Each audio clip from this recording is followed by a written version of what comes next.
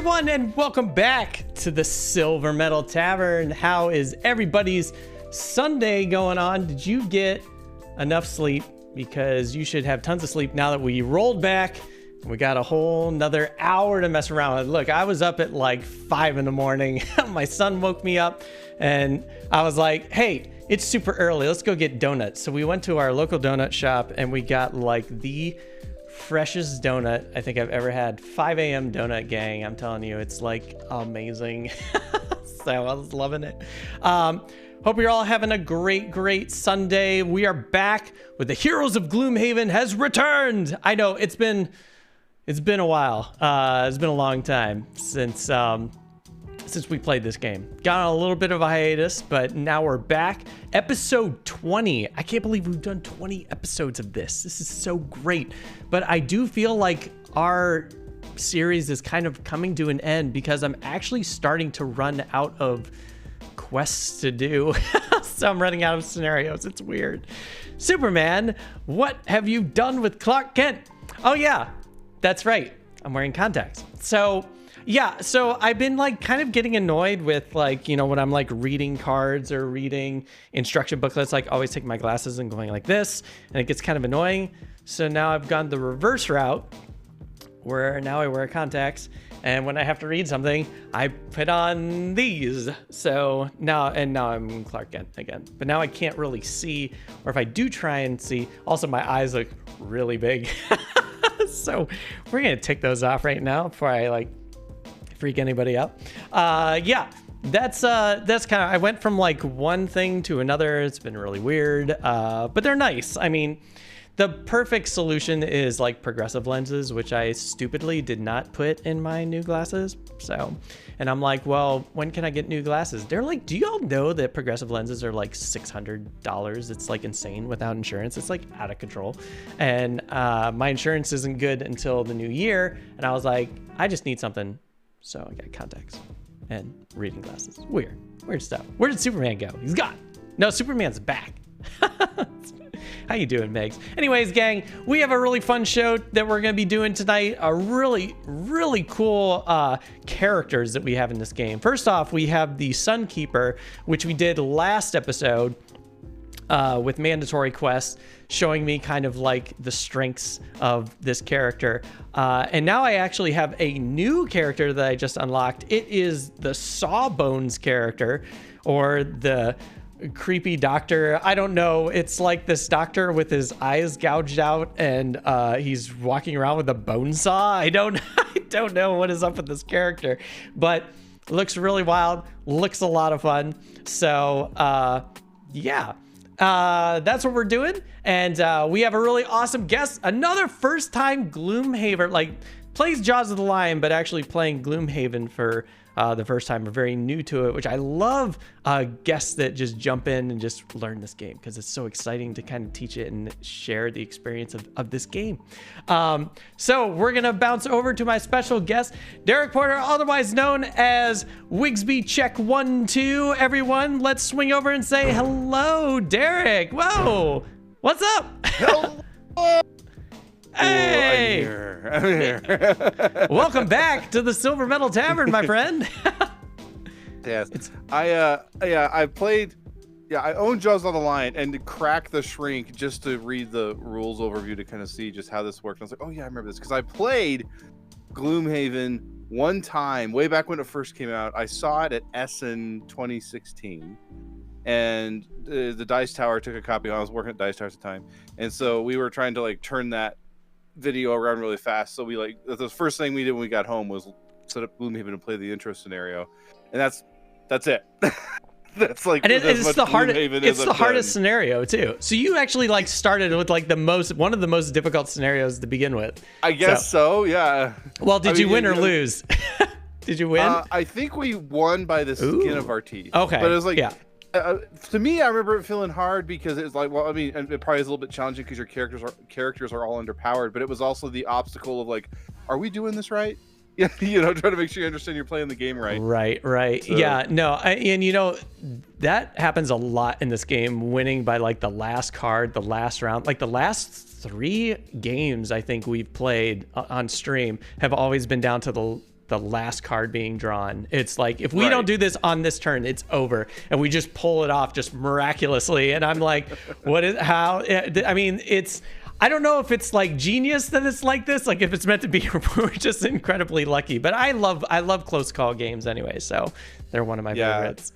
But I can't say this game name without thinking of Professor Frink from The Simpsons. You know, like, I have gloom in the haven. You know? You are the first person that's referenced that, which is amazing. I know. Nobody thinks that's funny. Nobody. Well, I mean, with what? I mean, maybe it's just missed, you know? I mean, what, 20-some seasons of The Simpsons, you know? It's maybe, it's just gotten lost. It's not relevant anymore. No. What are you talking about? It's like nobody hears that. Nobody remembers that. Just look, just rewatch all of Simpsons until you get to this episode. Then it's like. It's every time I've had, because I don't get to play this game, but I've made loads of videos about the game, obviously, and it's just like in my head, it's just always the same thing. It's like gloom in the haven. That's so good. Well, this is exciting. So you're jumping in. This is going to be the second scenario you play. Fortunately, this game gets easier as you play it, if you can believe it. I mean, there are some side quests that are just bonkers difficult. I think we've streamed a couple that are in like at least the top 5 most difficult scenarios, which I think we got them out of the way. I am not expecting this one to be crazy because this is more of an objective, and it feels like objective scenarios are a little easier than the kill all enemies scenarios. Usually those are the ones that take the longest and are the most difficult to play, so we might be in luck today. All right. This is also the biggest map I think I've ever put on this table. Like, this map is so ginormous that I had to like zoom the camera back up, and I was like, okay, I can't I can't fit this whole game on here. Why is this map so huge? And I was getting nervous, and I was like, but then I was thinking, oh, we don't have to kill all enemies, so maybe we're just gonna be rushing through it. But that also makes me nervous because our mobility needs to be pretty much on point, because we're gonna be running all over this map, it sounds like. I don't know, probably, but it's gonna be crazy. Also, we have Eric acting out in chat, heading off to my show, but wanted to say hi and have an amazing stream. Eric, break a leg. I hope your show is awesome. Eric's doing Company, which is a musical, it's a fantastic musical, and it's actually coming to LA, so I'm really excited to see that again. It's a show I grew up on. But well, are you ready to dive into this? Because we got a lot. We got to go over like some rules. And now you remember like the general idea of playing this game, right? Yeah, play 2 cards. You have 2 cards, and you do the top action on one and the bottom of the other, and then like the number has to do with different things. Like the number in the center is just turn order. That's it. Okay. So, I mean, you have the easy role in this game. You just kind of move and attack stuff. It's like, and it's really damage. Fun. You know, that's what's great about this game, like being a newcomer to this game, because it's like you don't have to know like the whole 50-page rule book to kind of ride this passenger in this game. You just kind of play, run around, and try not to kill the team or the scenario. So we're putting this all on you, Derek. so don't screw it up. Yeah. Yeah, usually I'm like, because usually my go-to when I play, role-playing dungeon crawl type games is I'm always a magic user. I was like, what? All right. I'll try the tank. I'll try the tank. So we can do this. Okay, nice. All right, well, let's do this. Here we go. Did I hear you say you're a bone saw thing? I am this very creepy character. I'll put this character. This character is called Sawbones. Yeah. Sawbones is ready. Yeah. I know. Ooh, Sawbones. Okay. Yeah. That is literally a bone saw. All right. Okay. Yeah. Okay. This character has no eyes. Apparently, this character is like this creepy doctor that just amputates his patients and monsters and stuff. I don't know. It's like creepy looking at this character, and I'm like, okay, I kind of want to retire this character as fast as possible, because this character kind of creeps me out. Hey Corthane, how's it going? It is going well. So yeah, I'm See now you're in my head, and now I'm gonna keep calling this character Bonesaw. I'm sorry. I've ruined it forever. You ruined it. Now I'm not gonna be able to get over it until I watch Spider-Man now. So, thanks a lot. Yeah. Got you for 3 minutes. You are going to be the Sunkeeper, which is actually, this character is great. This character is like the ultimate tank. Well, I mean, I've only played 2 tanks in this game, the Bruiser and the Sunkeeper, but this character, the bear, there's a bear character you can play. It's like what is it called? The tyrant. There's kind of like this tyrant that rides around on this bear, and they call them 2 minis because there's actually 2 minifigures for this character, and they move around separately, which is great. That's character as a tank too, but this character is probably like the tankiest character I think I've messed with in this game. So we're really excited to see how you like tank characters. Maybe it'll change your view on tanks, and now you'll just be tanks all the time in dungeon crawlers. I don't know. Class cannons. I can't resist a good old-fashioned fireball. You know. I know, right? It's like until you get killed before you can cast it. Because that's what happens to me. It's like, I got this awesome spell, and then like one enemy just comes up to me and just thwops me, and I'm dead. That's it. Well, that was fun. Okay, so cool thing for you is you're gonna want to set your dial to 20 health. Got it. So you got a lot of health to mess around with. You also got some really, really cool gear here. We'll just kind of go over your gear like real quick. You have an iron helm, which is great. If any enemy tries to do a critical hit on you, it just doesn't count, and it just acts as just like a normal attack. So that's going to be pretty nice. That's what that symbol is critical versus regular damage. The purple *2 is like a critical hit. And sorry, are you actually seeing the board? Did I switch cameras? I can see it on the stream, but I don't see it in the call. I forgot to switch it on the call here. I'm going to switch that now. There. Should be able to see that now. That was my bad. Bam. All Boom. Right. There you go.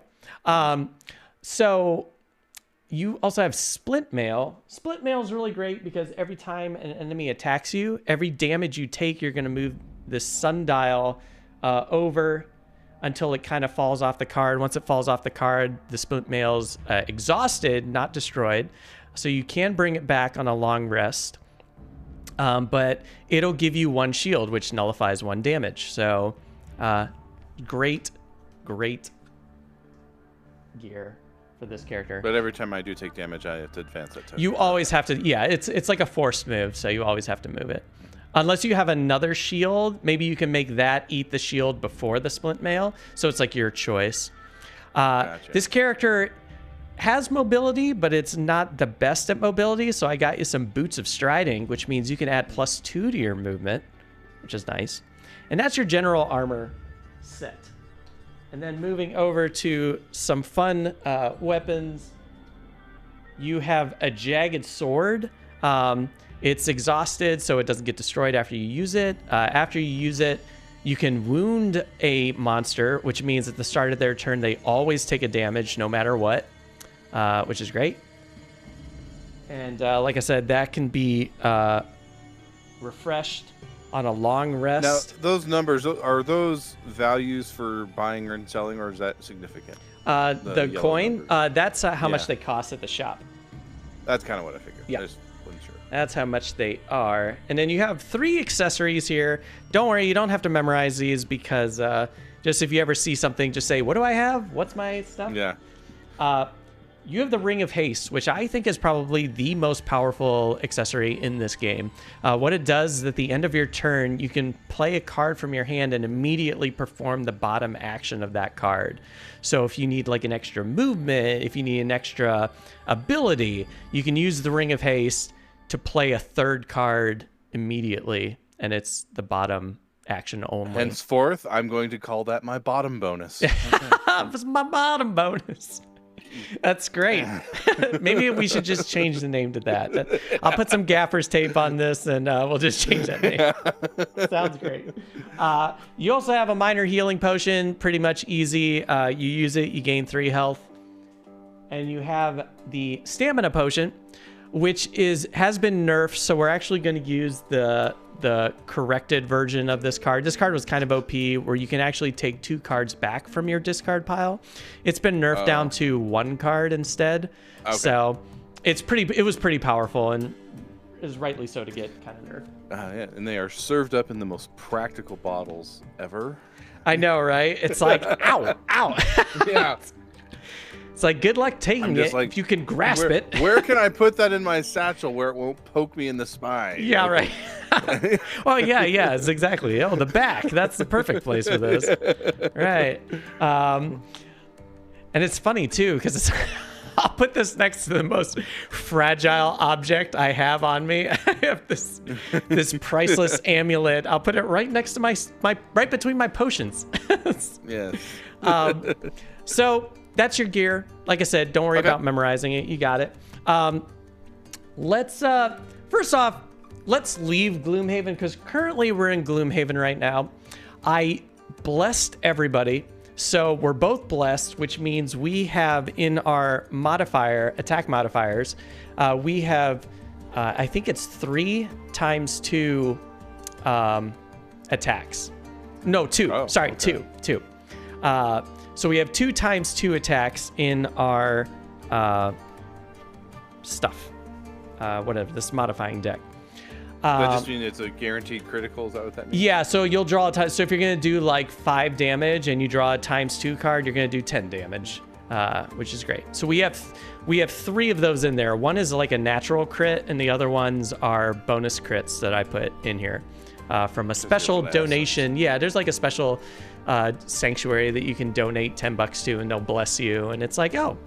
But blessing, that's what blessing does. And that's actually kind of important for your character, because your character actually has an ability to bless yourself or other characters. So it's good thing to know. So we're in Gloomhaven. We're about to leave Gloomhaven. And every time you leave Gloomhaven, you have to draw the notorious road card, which is basically going to be like an event that happens on the road to our quest. Unfortunately, we have not had one of these in a while, because all the previous quests that we've done have been linked to Gloomhaven. And if you're linked to Gloomhaven, you don't have to draw a road card. Unfortunately, that is not the case. Usually road cards, bad things happen. What I like to do is I like to let my guests pick the option of what to do during the event. So this is all on you. Okay. All right. So choose wisely. My fault. Yeah. Everything's going to be your fault on this stream. Isn't it fun being a guest at the Silver Metal Tower? Where everything is your fault. All right. So, the road. You are heading through a mountainous region when the ground begins to shift and shake beneath you. Taken off guard, you fall to your knees. The tremors continue unabated and grow stronger. You hear rumbling as rocks begin to tumble down the mountainside. What shall you do? Should you try to find a clearing where you can avoid the falling rocks, or take cover under a nearby outcropping and wait out the earthquake? Let's head for the clearing. I have a feeling that like trying to take cover and risk being buried by rocks is not good. All right, let's see what happens. So we're choosing option A. Hi, Patsabulu. How's it going? Oh, there you go. You face forward, scanning the area for an opening space where the danger from from rocks. Well, sorry. Let me read that again, because I'm wearing contacts and I cannot read right now. All right, so... if you need me to do it, I can do it. No, I'm good. We're good. All right, so you race forward, scanning the area for an open space where the danger of rock slides will be less severe. After dodging some rocks and getting hit by others, you find a relatively safe area and wait for the chaos to subside. All start scenario with 2 damage. Ooh, that's a bummer. So, okay. So we all start with 2 damage? Was there a good choice, or was it just two bad things, and hopefully I picked the lesser? Well, of the bad bad thing was, well, actually, what's kind of interesting is that, oh yeah, if we would have been those characters, it wouldn't have done anything, but you would have started with 4 damage. So okay, basically, we took the right path. If we would have had for our makeup, yeah, gotcha. yeah. If we would have had one of those characters, we actually could have unlocked something, but we don't have those characters, so it doesn't really matter. All right, so now we're in the scenario, and we're gonna get. Let's see what's going on in here. Ooh, and now I can wear my reading glasses because we're gonna do some reading here. Okay, we are at the Shrine of Strength. Oh man, the Shrine of Strength. Nestled. Call it a gym. Come on. Yeah, right. We're at Gold's Gym. Nestled in a high valley deep in the Copperneck Mountains, this shrine is not easily found or accessible, but luckily, you know the way. The shrine lies on the edge of a giant frozen lake surrounded by ancient, towering trees. Adorning the structure's stone face are innumerable symbols of power and strength. But you cannot determine whether the shrine was dedicated to some specific entity or simply to the general concept of strength. You enter through the large stone doors, hoping to find something within that increases your own power. As you walk along the entryway, you see a number of inscriptions carved into the walls. They are hard to make out, but you believe they have some of an ideology of strength. Strength begets strength. In order to increase one's own strength, one must first determine and demonstrate strength. Can I just say, if we were playing a drinking game, we would be drunk at this moment? I know. It's like, all right, where's the deity we have to arm wrestle? What's going on, you know? You open the next set of doors and come face to face with that ideology in practice. A powerful Savas materializes in front of you and wordlessly begins to channel a destructive force in your direction. You will need to prove yourself to get at whatever is in this temple. All right, so awesome. It looks like a really elaborate ruse just to get us to help somebody move a couch. Yeah, we gotta.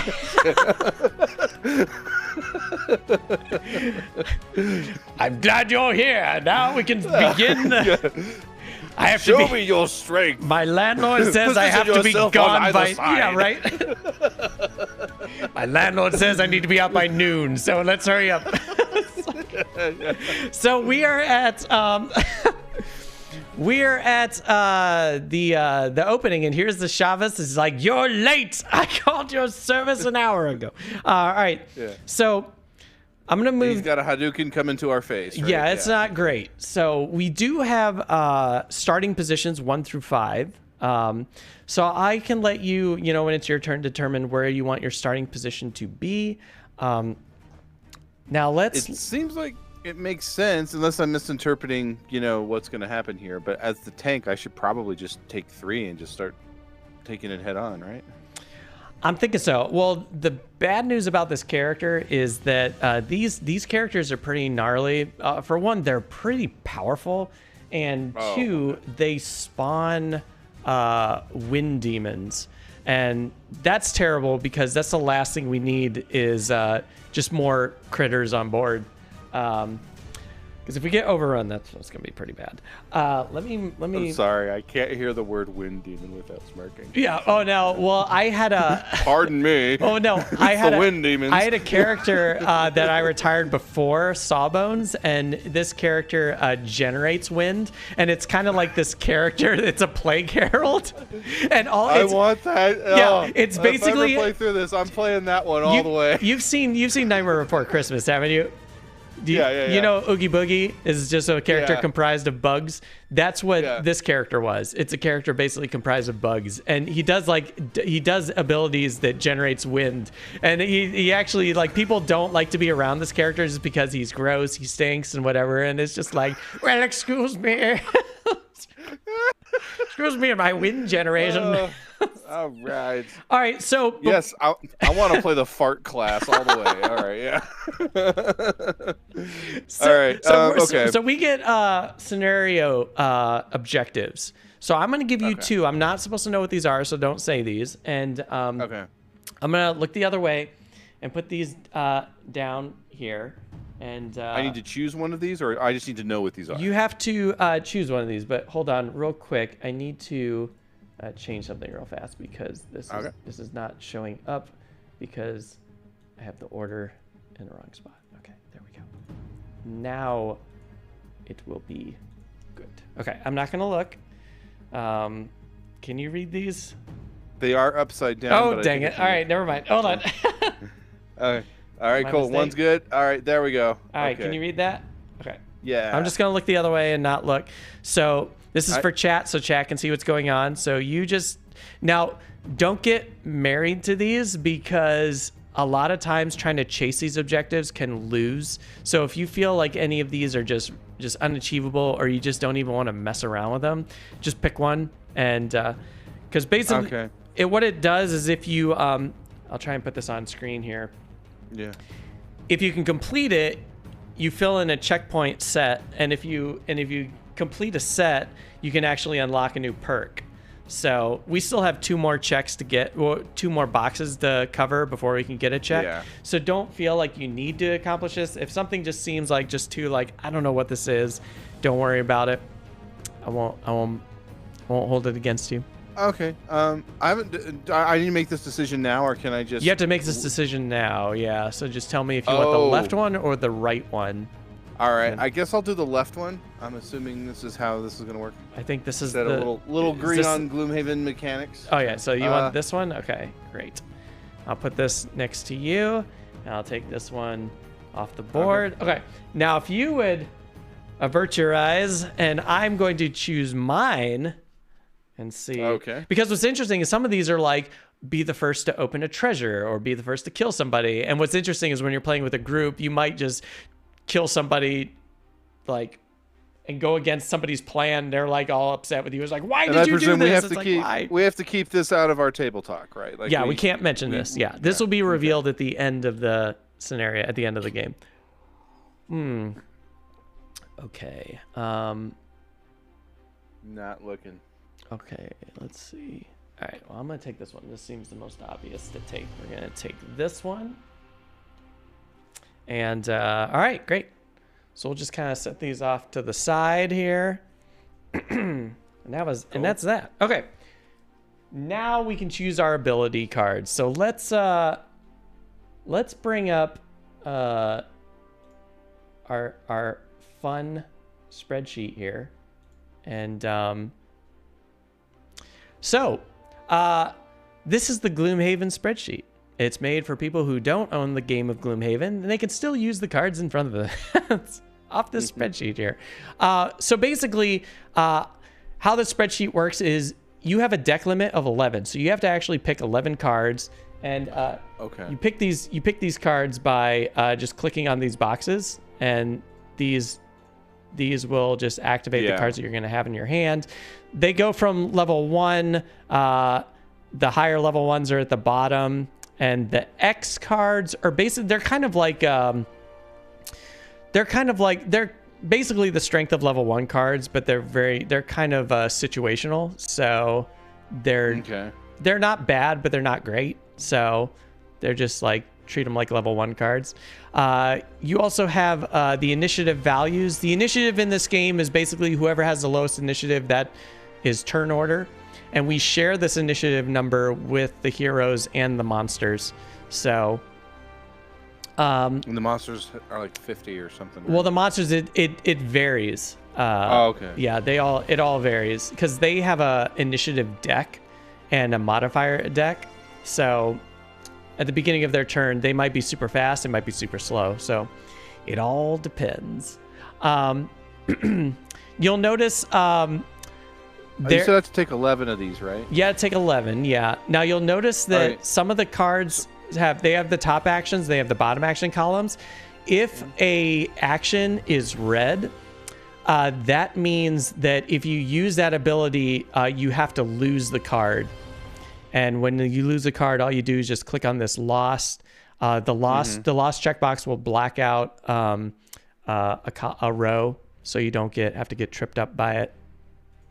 And if you look and you'll see there's a couple other checkboxes. When you're deciding on like what card you want to play, you can use the play checkboxes, and these will just kind of like give you an idea of what cards you played, just so you don't get lost, since you actually don't have physical cards in front of you.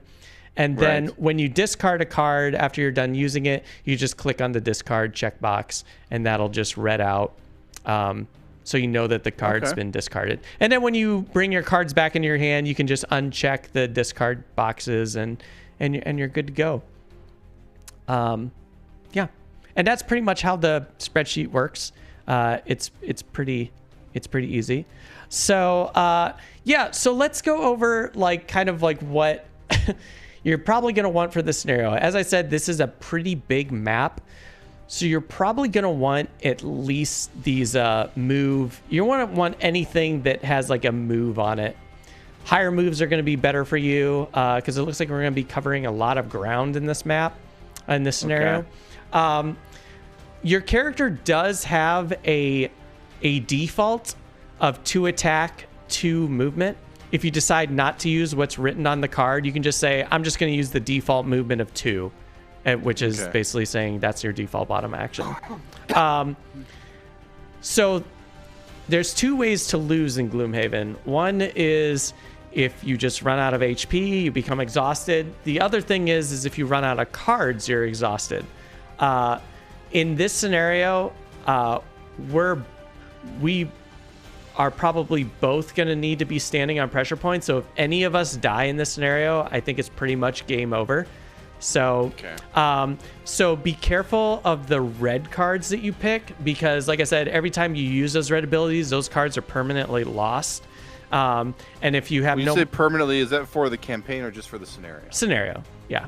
It's just for the scenario. But they're gone, and if you don't have enough cards to refill your hand at the beginning of a turn or a round, you're dead.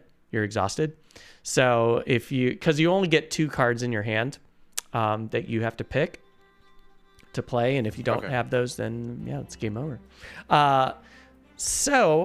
Let's see what have you been looking at? I'm going to point out the chat that I may have made a misjudgment there. Okay. It's all good. It's all good. There's a bunch of things that we can like talk about too. For one, this character really shines with get it shines because it's a Sunkeeper. Anyway, sorry, bad joke.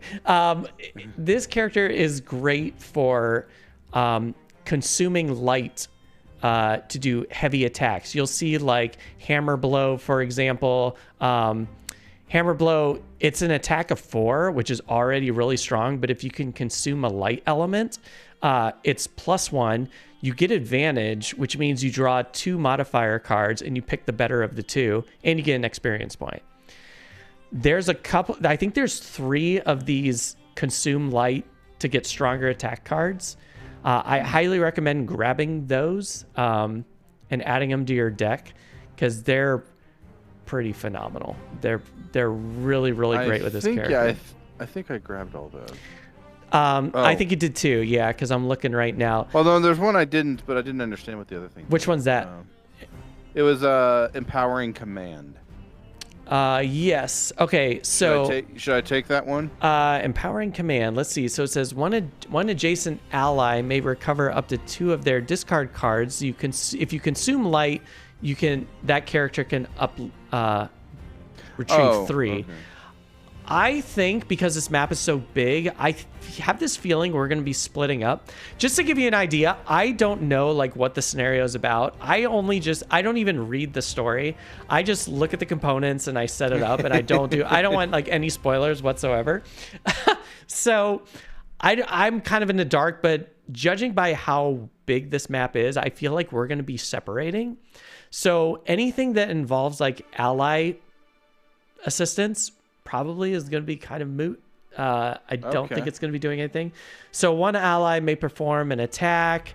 I mean, I don't think supportive chant might not be a good call. Then, honestly, that was the highest level card, so I figured I should take it. And you know, sometimes that is the case, but if we're not going to be together, it might not do anything. Now, here's another thing to look at.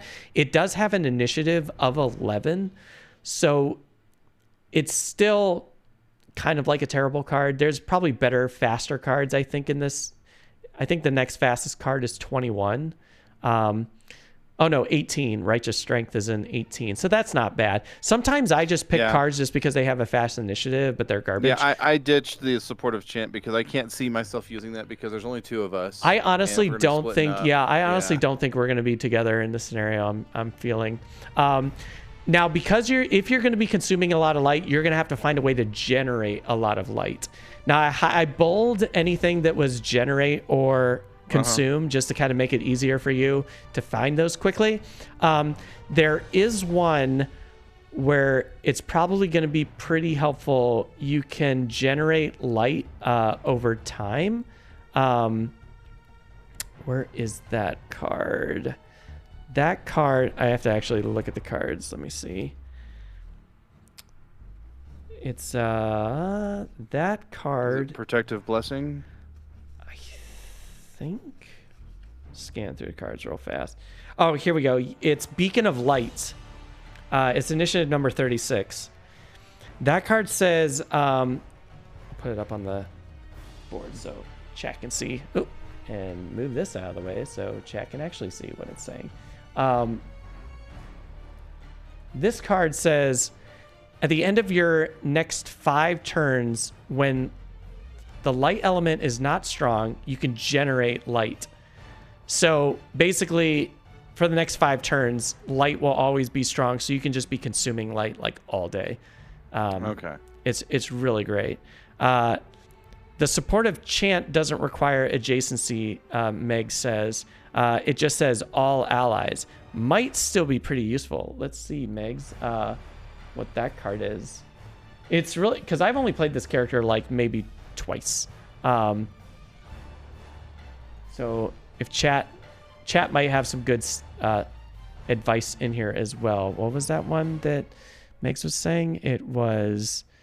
it's all allies. It's the one that we kind of dismissed because I wasn't. But I figured that had to be with adjacency. But if it is just that, you get that no matter where you are. Oh yeah, this doesn't. Yeah, it doesn't say adjacency on here. So yeah, you're good. And it's like either +1 attack or +2 movement. And yeah, we could cover a lot of ground. The initiative is high. Yeah, because I was thinking a level 6 card. That's really odd that you would throw away a level 6 card. The only one that I have kind of in question is maybe Righteous Strength, because we aren't going to be adjacent. Unfortunately, it's a level 4. You can't.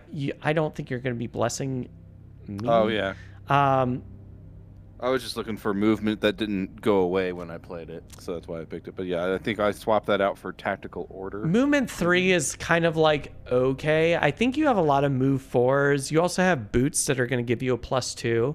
So as long as you have, let's say, as long as you have at least 3 move 4 cards, you should be pretty good on movement. I'm trying to think, like how much you got. I think I've got 3 of move 4s exactly. Yeah, I think you might be okay. And then if there are any move 3s and you have, let's see. Yeah, because everything else is just kind of like, healing. All right, I've got 11 you got 11? picks there. All right, this looks good. I think we should be pretty good. All right, so what I'm gonna do is I'm gonna give these guys a little sort here. Whoop, the other way. Nice. There we go. Okay, so now let me just go by and see what cards you got so I can just kind of sort these out real fast. Okay, so you got, let's see, 20. You want me to read them off to you? Read me off the initiative. That would be actually, you know what? Okay. Yeah, read me off the initiative and the title if you would, and then I will put that on screen so I can kind of see what's going on. All right. Do you want me to, Yeah. I'll just start from the top here. Yeah, so sounds good. Initiative 21, Purifying Aura. Purifying Aura. Okay, great. And then Initiative 29, Tactical Order. Tactical Order. Yeah, this way chat can kind of see what you got too. And then Initiative 55, Hammer Blow. Nice. Initiative 57, Dazzling Charge. Dazzling Charge. Well, it's really funny. There's these boots I had before, but I lost them because I retired that character. They were called the Boots of Dashing, but I like to call them Dashing Boots. Some dashing boots you got on there. Initiative 65, Defensive Stance. Defensive Stance. Okay. Yeah, I love this card. It's a great card. Initiative 90, Lay on Hands. That's from my World of Warcraft days. Oh, nice. Lay on hands. Oh, and it has a loot too. So if Slivers comes into chat, Slivers will be really happy because Slivers always gets on my case for not like looting enough. So anytime anyone loots, Slivers is gonna go bonkers. So it's great. And then 56, Practical Plans. Practical Plans. All right, great. Yeah. 51, Burning Flash. 51, Burning Flash. There you are. And 48, Path of Glory. The Path of Glory. 11, Supportive Chant. Supportive You can chant. do it. You can do it. You can do it. You can do it. Yeah, right. And then 36, Beacon of Light. Beacon of Light. All right. So we should be pretty good. Now, just to give you a quick thing, that symbol right there means it's ongoing until this thing runs out. And it'll say that on the spreadsheet too, that something's ongoing, just so you know. And I'll let you know when it runs out too, or how many you have left. It'll be on screen too. It'll be on your character. So like, I'll have this here and you'll see like the little marker kind of like falling off the card. So you'll know when this thing's gonna like run out where you are with this. All right, great. And those seem like helpful picks. And we're gonna go over to my character real fast, and I'm just gonna kind of give you an idea of like what I got. I don't know if this is great, but I don't know. We'll see if this is gonna work out here. I got some triage, which is kind of interesting. It's like once each turn I can heal with like a range, but I'm not gonna be anywhere near you. But it's got to move 5, which is great. I have Hamstring. This is a really interesting card. I can attack for 4, but become immobilized, or I can move for 6 and become immobilized. This card's interesting because usually these high number cards you trash or you lose them, but this one you don't, but you take like a pretty severe penalty because immobilize is pretty bad. Does one immobilize you and the other immobilizes the enemy? Well, yeah, one immobilizes the enemy, but the bottom one immobilizes me. So it's like, ooh, that's not great. So... so you get to move really far, but then you pulled something. Yeah, yeah. It's like, ow! First aid. This character actually comes with a very unique ability. It is, I can actually give you a med pack, which will do a heal 4 either on your top or bottom action. So I just kind of toss you an extra card that has an initiative value of 50, and you can use it as a heal. But it's for adjacent allies, and it's probably not going to be helping that much. But it has a high move and a low initiative. I'm going to take that. Vital Strike has an attack of 7, but I lose it. But another move of 4.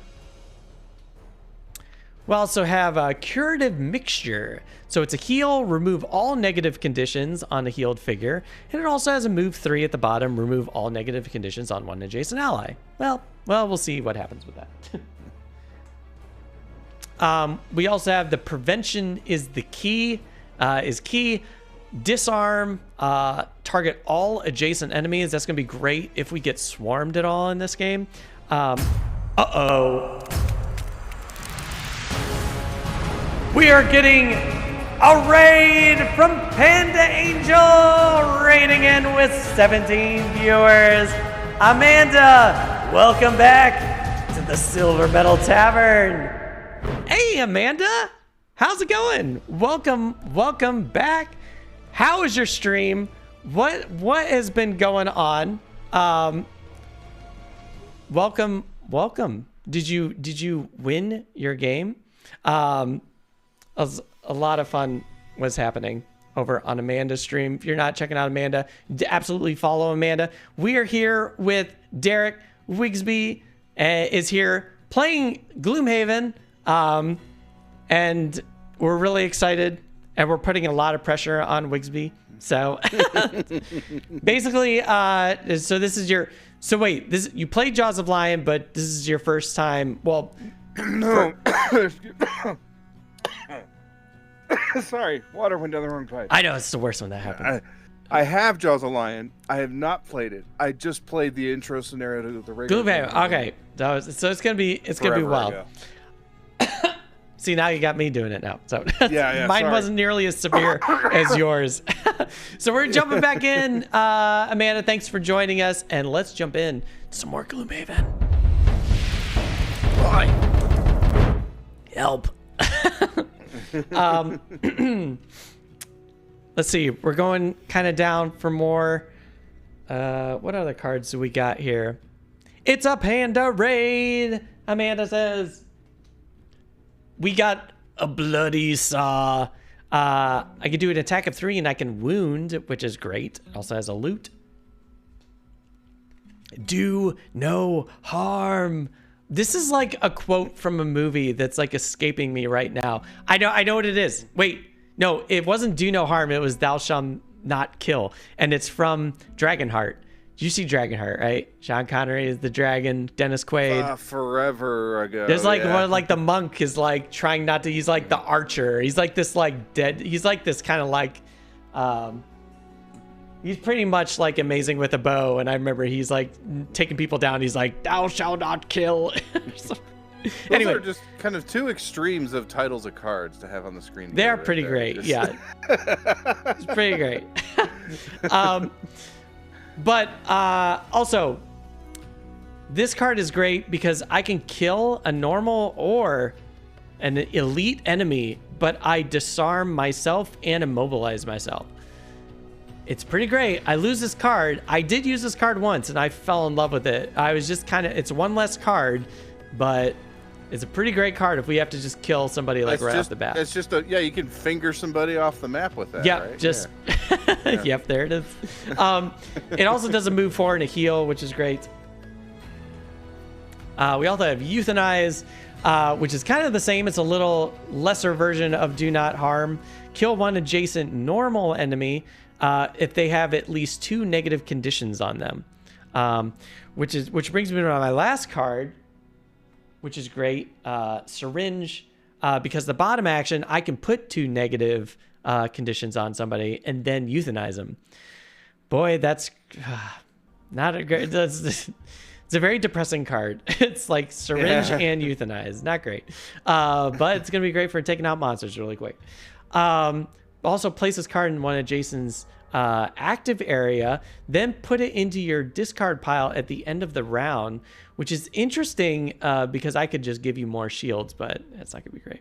Unalive is the correct term now. Yeah, pretty much. I wonder if they're going to change that in Gloomhaven 2nd edition. So, Euthanize also has an attack 1, poison wound, and stun. So I can put 3 negative conditions on character. Wow, so this is like a lot of cool stuff. We'll see how well these characters do. So here we go. We have this Savas character right here. Oh, and just to kind of give you an idea of how strong these characters are, this is it's going to be a little blurry, so I'll just kind of read them off to you, but the top number is their health. This is an elite, so that Savas is an 18 hit point Savas. It has Pierce, so it can go through your shields, which is a bummer. And it is also shielded by 1, so any damage you do to it, it will block that one of those damages. It attacks for 4, and it actually has a range of 6. So this is like a devastating character. This character is super ugly. It's going to be spawning more monsters. We need to get rid of this monster as fast as possible. So, with that being said, there he is. He's already angry at us because we're supposed to be helping him move furniture and we're late to the party. So I guess what we do now is we pick 2 cards from our hand, and we can kind of discuss like what we want to do.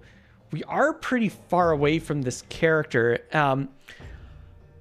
Unfortunately, your character does not have a jump ability, and jump is great because you can kind of jump over obstacles in the way, and enemies, but you don't have a jump. So yeah, I'm gonna have to take the long way around. Yeah, so it's like 1, 2, 3, 4, 5, 6, 7. It's gonna cost you at least 7. So it's probably gonna take you at least 2 moves just to get there. Now I do have a jump, which I could 1, 2, 3, 4, 5. I could jump to this character pretty fast. The only thing is I won't be able to take them out, but I might be able to make it so that they can't do anything. Maybe I can do something that can maybe prevent them from doing something on their turn. No, I guess I can't. Yeah, I can get to them pretty quick. I mean, you do have Boots of Striding, which gives you a +2. But, oh yeah, I suppose I should count out the spaces here. Yes. Yeah, so I think you're 7 spaces away from them. But I don't think we can't go over specifics. 6. Yeah, the most I can move is 6. Yeah. So, because I think the highest move cards I have are 4s. So, you know, you know what I can do? I can get there. And I can maybe like make sure that he doesn't attack anybody, to just buy you some time to get to your spot. If that sounds like an interesting plan. Let's see. That's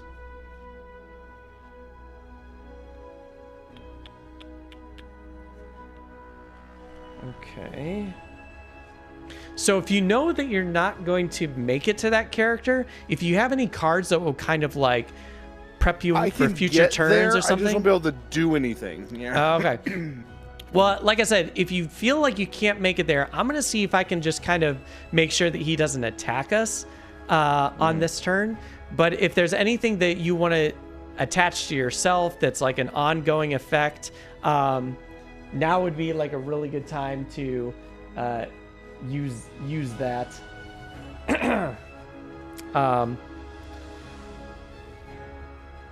Let's see here. Like, you know, like Beacon of Light, like for example, Beacon of Light. And I know I'm not allowed to go into specifics, but like if you know you're not going to be able to get to him, Beacon of Light would be a great thing to turn on now. But I think Beacon of Light might screw up your movement too. So you can also completely ignore everything that I'm saying. I will say you do have some cards in your modifier deck that will give you light. So maybe you might grab one of those. That might be great. But we'll see. All right. Now what I'm going to do, Derek, if I'm done with my cards, I'm going to put my cards right here to show you that I'm ready. And then whenever you're ready, you let me know. And if there's anything like if there's anything you want to talk about or discuss strategy-wise or tips or anything. I'm ready to do this. Okay. If there's any terms in the game that you see on your sheet that you don't know that you want to know what that means, I'll let you know. Just let me know. No, I think I'm ready to do this. All right. What do you got? All right, I'm gonna. So I tell you what ones I picked. Yeah, just tell me your initiative number. That's usually the fastest. Okay, I'm doing 55 and 56. 55 and 56. Okay. And which card are you going to be leading with? Now, that's just saying which card do you want to use for initiative purposes? 56 or 55? It's probably doesn't really matter. Does it matter? Does that mean it will matter because action I'm doing? Yeah, it'll matter for me because I've already picked which one that I'm doing. So we don't know what turn order we're going to be going in. So that's why you're not supposed to tell me when you pick. You're just supposed to say, I'm picking these 2 cards and I'm leading with this one. All right, I'll lead with the 56. Okay. So 56. And that doesn't mean you have to play those cards in those order. This is just for initiative purposes. Oh, okay. So 56. and I'm playing prevention is the key, or is key, and it's initiative of 13. And, just wanted to point out, not a big deal, but my on the spreadsheet, it says move 4 on my card, but it clearly had a 5 on it when you put it on screen there. Oh crap! Did I accidentally? I wonder if that was like a copy and paste. Like it's still good. I'm still doing it. But I just wanted to point that out. Was that practical plans? Which one is that? Yeah, practical plans should be a move 5. I changed it. Yeah. Okay. Sorry about that. No worries. I'm still doing it. Yeah. Yeah, that's even better. Okay, cool. And then these are our second cards that we got going on here. All right, so I'm gonna go first. Well, first off, before I have to go, now we have to see what their initiative value is going to be. So they have an initiative of 14. I barely made it to beat them. So I'm going to go, then they're going to go, and then you're going to go. So, okay. But they're not, it doesn't look like they're attacking. They're just healing and shielding. So it's kind of good that we didn't do anything because they can't do anything anyways. Oh, well, that kind of sucks because now I wish I would have done something else. Crap. All right. We're going to figure this out here. All right. So starting with me, I'm going to go here. And I don't even want to mess around with this character. I'm actually going to activate my winged boots so I can like just get over there fast. So let's start moving. I got to move a 5. 1, 2, 3, hop, 5. I can go over here, just to kind of give you a little bit more room to jump over. And sorry, real quick. Yeah. Did you do something? Because my bottom action column disappeared. Oh, no, but I know how to fix it. There's like a little... Doink. There's back. There's like a little thing like in spreadsheets where you can just like kind of make one invisible, and it's like a weird tab up top. So it happens. It's funny. It happens all the time. And people are like, my tab disappeared. And I was like, yeah, it's just this weird thing. It's like a weird spreadsheet thing. All right. So I'm next door to this character. I'm actually going to disarm them. Let's see. I'm gonna try to think how I want to run, because what I want to do is I want to kill this character. Because this character, me too. It has a health of like this character just looks awful. So what I'm gonna do is I'm going to, let's see. Sorry, I need just 1 second to think of how I'm gonna run this. Because I think I want to... Sorry, real fast. All right, so if I do this on my next turn and then do this, I think I should be able to do this. Okay, I got an idea. All right, I'm just gonna straight up disarm this character. So it doesn't really matter what's happening. Oh, whoa, I've never seen this before. This is an interesting card. I can exhaust. What? Whoa, what is that? I can just exhaust an item? That's crazy. I've never seen this card before. This is a new one for me. What is this? This is you can refresh an item card. What? I can refresh my boots? Holy! Your dashing boots? My winged boot. I wish I had dashing boots. Those boots are awesome. Yeah, I can refresh an item. Oh my gosh. Okay. I get my winged boots back. That is incredibly convenient. I unfortunately don't attack him with any extra damage, but I got that. He is disarmed, but it doesn't really matter because he's not going to be doing anything anyway. And then that's it for me. Those are my 2 cards. No damage, but I don't think it matters. I'm going to kill him next turn, so he's going to die next turn. How interesting. Never seen that card before. All right, so I'm going to resolve the bottom action of my practical plans. Or do you have to do top then bottom, or do I just... It's your choice. It's your however you want to run it. So yeah, so I'm going to move my 5, and I have +2 because of my boots. Sorry, I was going to sneeze. What? Sorry. Oh my Bless God. you. I hate sneezing. What starting position did you want to start on? I started on 3. You started on 3? Yeah, it's fine. All good. Oh, were you on 3? It didn't matter. I'll just say Yeah, I it started does on not- 2 because it's the same Okay, square. yeah. It doesn't matter because it's gonna be the same.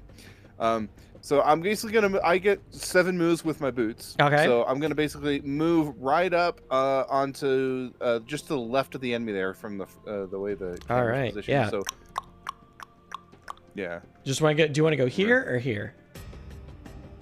I guess oh, if you're adjacent to me, then I guess maybe I can help that's you true. with There's something. perks if I'm There's if we're perks if we're adjacent. adjacent. Yeah. Yeah. So It's it'll like be right there. Don't come near me, creepy doctor. It's like, no, this is great. Okay, cool. So that was And then- practical plans. Yeah, and then I'm going to use my inflatable hammer, my hammer blow, if you will. Nice. And we're going to attack for 4. I get to consume light. Unfortunately, there is no light that has been generated. So. Oh, okay. But that's okay. Oh, Attack of 4 is still really strong, so yeah, don't worry about it. And like I said, don't worry about too much about attack because I'm gonna kill him next turn. He's gonna die next turn, so it's fine. Okay. So let's see what you draw from this. So it's 4 minus 1. Sorry about that. It's only 3, but that's okay.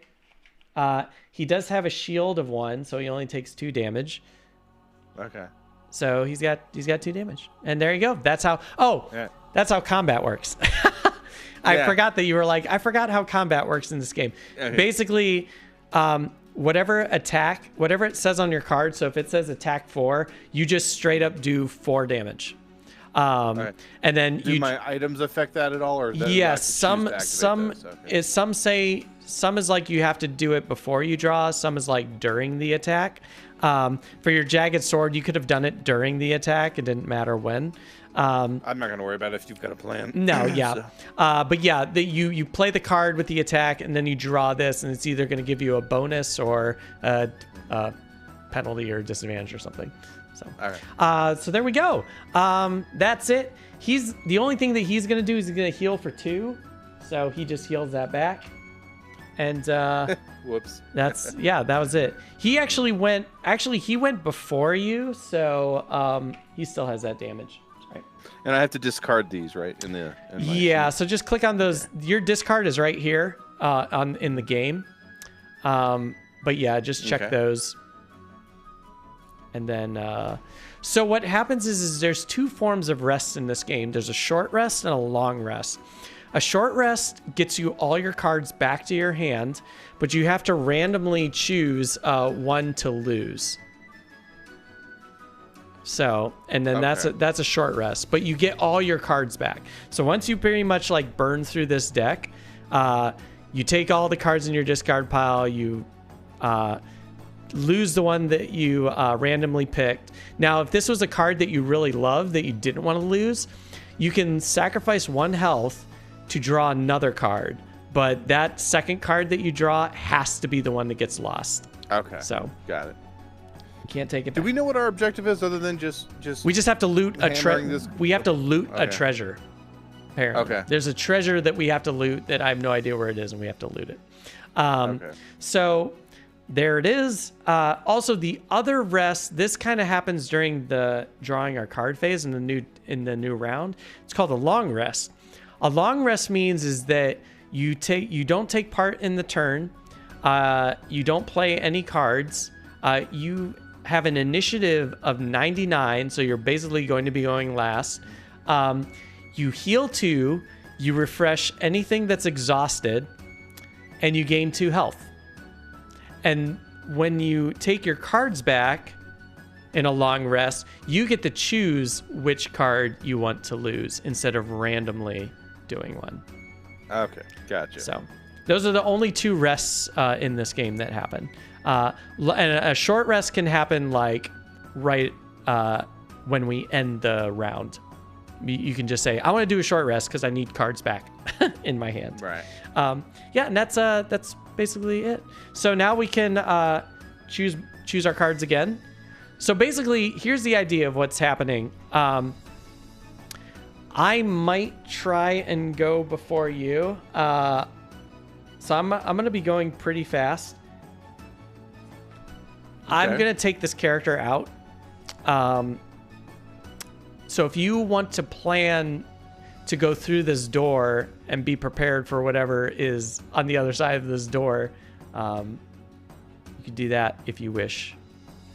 Okay. Don't worry about him unless he's going like bonkers fast. I mean, I'm gonna be going pretty quick. So unless he beats my number, which I don't think is gonna happen, you should just be able to like run through this door and just either get in a safe position or just attack the first thing you see, I guess.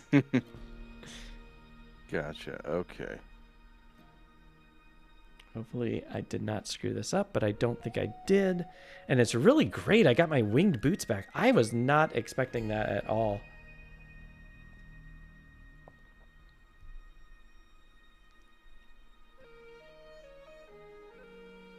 See, what's interesting now is like,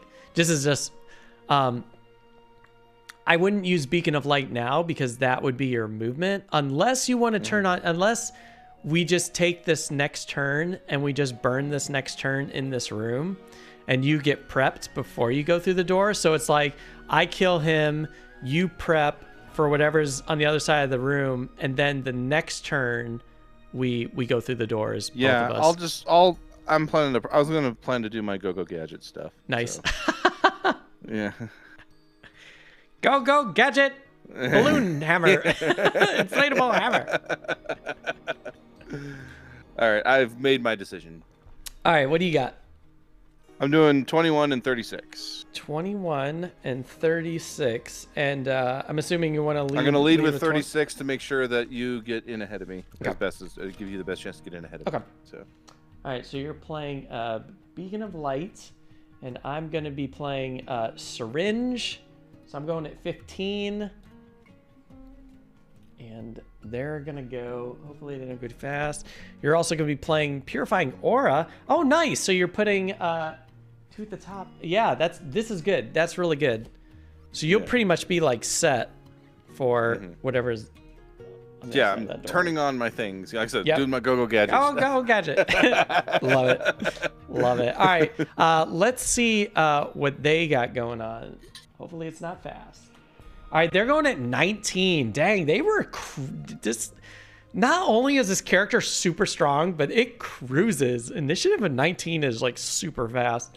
You were still ahead of them, though. Right? I am. I'm at 15, so this is still going to be happening. But they're just going to move, and it looks like they're going to. It doesn't matter. It doesn't matter because they're going to die. So I'm going to play Syringe, which means I'm going to put poison and stun on them. So they're poisoned and stunned.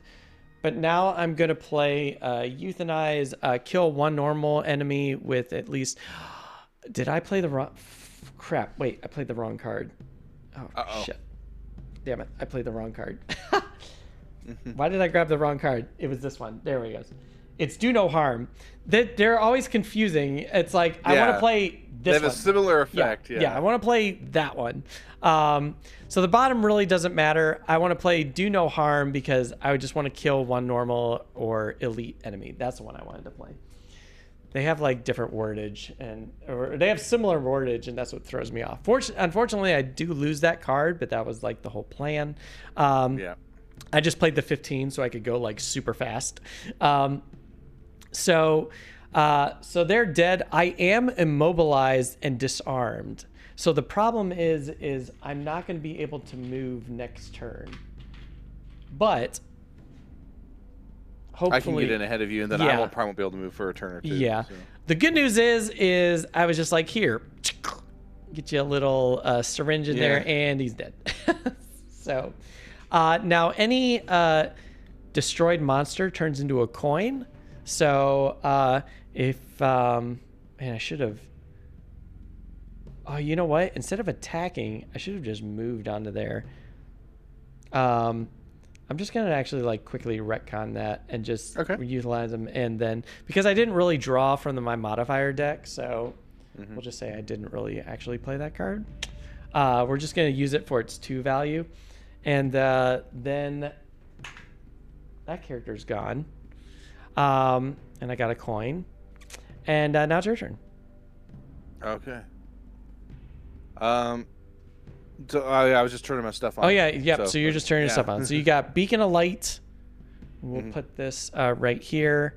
So it says at the end of your next 5 turns. Okay, great. And what else do we have here? Oh, Euthanize gives me 2 XP, which I got to remember. I'm really bad on like experience points. So if there's ever a moment where I don't give you XP, let me know. Gotcha. Because I'm usually pretty horrible at that. All right, and you're also turning on Purifying Aura, which I will kind of condense this up a little bit. Okay, I need a marker for you. So you get to so this has Retaliate, which basically means anytime something attacks you, you can and it's melee, you can retaliate against it. You just do 2 true damage back to that source, which is great. All right. It's the end of the turn. You get 1 XP for that.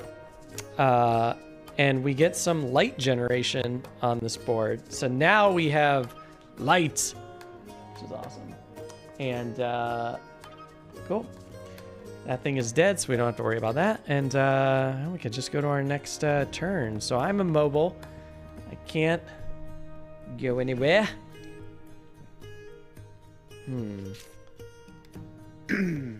Oh, I gotta discard the thing. I wonder if there's like any. Like, or no, they're. Or I guess they are discarded. I wonder if there's like. Any... I should mark lost, right? Yeah. Well, you didn't lose anything, so you're good. Okay. What you can do is there's an active. Even better. Yeah. So the active will remind you that those cards are being activated. And then when those cards like burn out, then you lose them. Oh boy, I gotta see like what's in here. I wonder if there's anything I can use. All right, since I can't move, I might help you out here.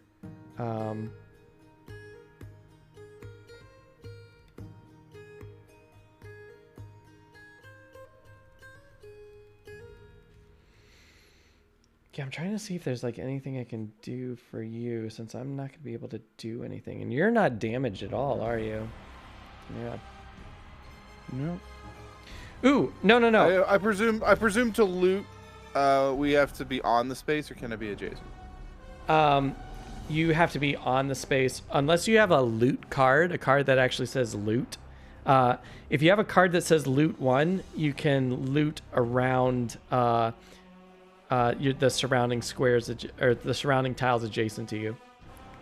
Okay. Within like a radius of like 1 tile.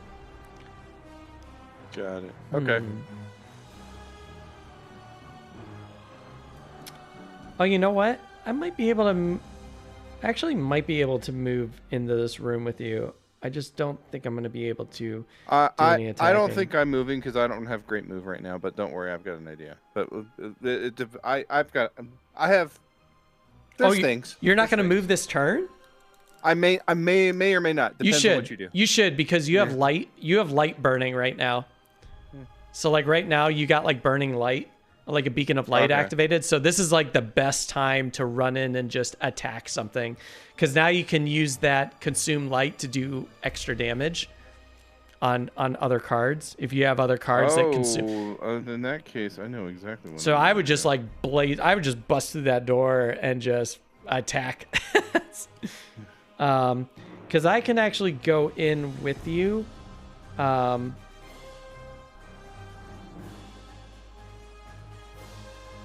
Because what's interesting is like this game kind of has a timer, and the timer is like your cards. Because every time you get your discards back in your hand, you lose a card. So you're kind of on like a very limited time in this game. Okay. So I'm going to, I'm going to play this. I've got mine ready. Okay. I'm going to do that, and then I'm going to, I'll play So hopefully these are pretty speedy. All right, what you got? I'm gonna do 48 and 29. 48 and 29. What do you want to lead with? We'll do the 48. All right, I would say do 29. Just okay. Because, like I said, your initiative will be faster, which means you might be moving before monsters move. Oh, that's a good point. And if you're ever worried about like being too fast for me, just let me know. Just say, is it okay if I go fast or whatever? Okay. Or I'll let you know. Hey, Slivers. Gotcha. Slivers is in chat. Hey, Slivers, look what I got. Look what I got. Nice little coin for you in your name. So I'm leading with a 19. So I'm actually still gonna go. I actually probably am gonna open these doors before you. But I'm not going to be able to attack anything, so it's not going to matter. And you got Path of Glory, which will be good because your light is shining. Slivers is so excited. Squee! All right, let's break through these doors because we don't have to flip over any monsters because we don't know what's going on yet. So let's see what's on the other side of these doors. All right. What is happening and where? Let's move up. Open. All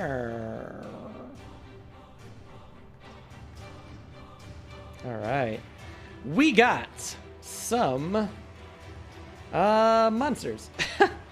We have... Oh, I should probably put my glasses on because I cannot see this map. We have 1, 2, 3 monsters. Oh, great. All right, so we have another Savas. Not another one of those things. But it's not elite, fortunately, so that's okay. That's going to be nice. But also, they can still generate wind demons, so... fart demons. And, ooh, we have a pressure plate. This is pressure plate C. Okay. And then we also have, it looks like, wow, we got a lot of doors here. So we have doors B, and we also have doors A. Oop, that's upside down. All right, so the pressure plate is a C. The pressure plate is a C. Okay. Oh, and we have 2 more critters here, and they're going to be right in front of this pressure plate. They are frozen demons. Yeah, okay.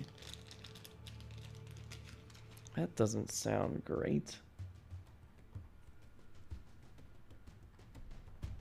Okay, so very interesting. Let's see what's going on here.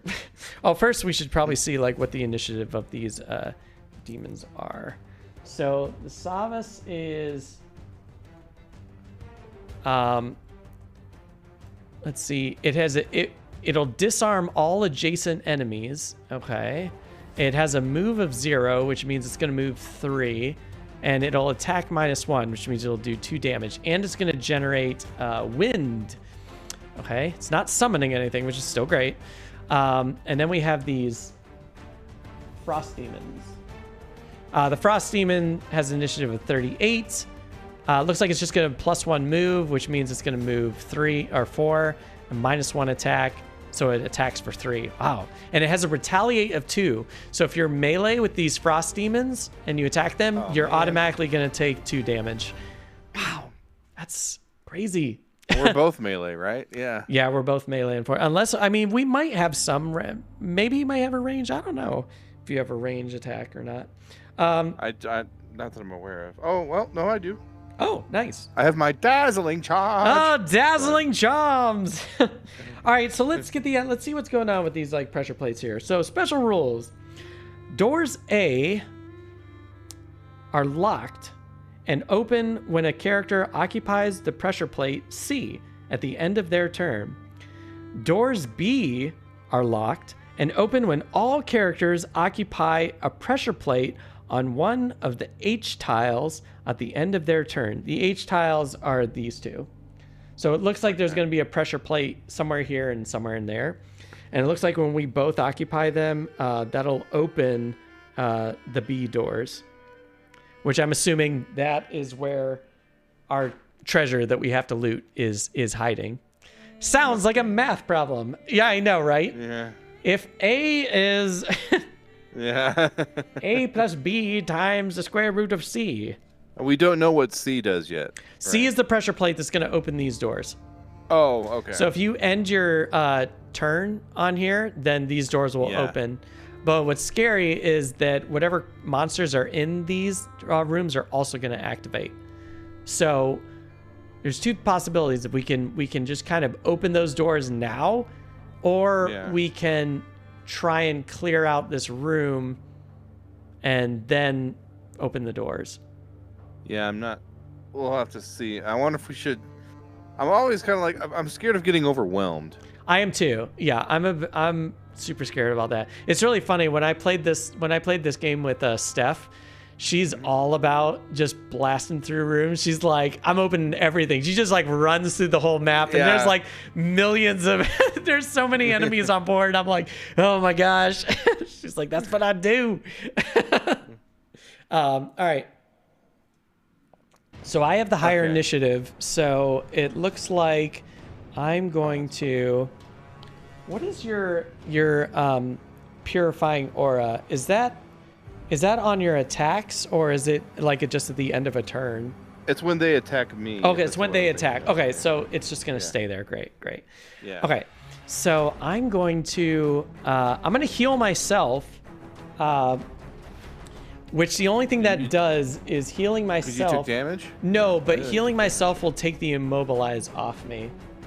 Oh. Because that's just what that does. And then now I can move 4. Boy, oh boy, oh boy. I'm going to go. Let's see, 1, 2, 3, 4. 1, 2, 3. Yeah, I really want to end my turn on C, but I don't want to. So let me see if I have anything that will hurt things that are adjacent to me. Okay, I'm gonna kind of pull wing boots. 1, 2, 3, 4. God, if only I could have just moved just a little bit more. This would have been good.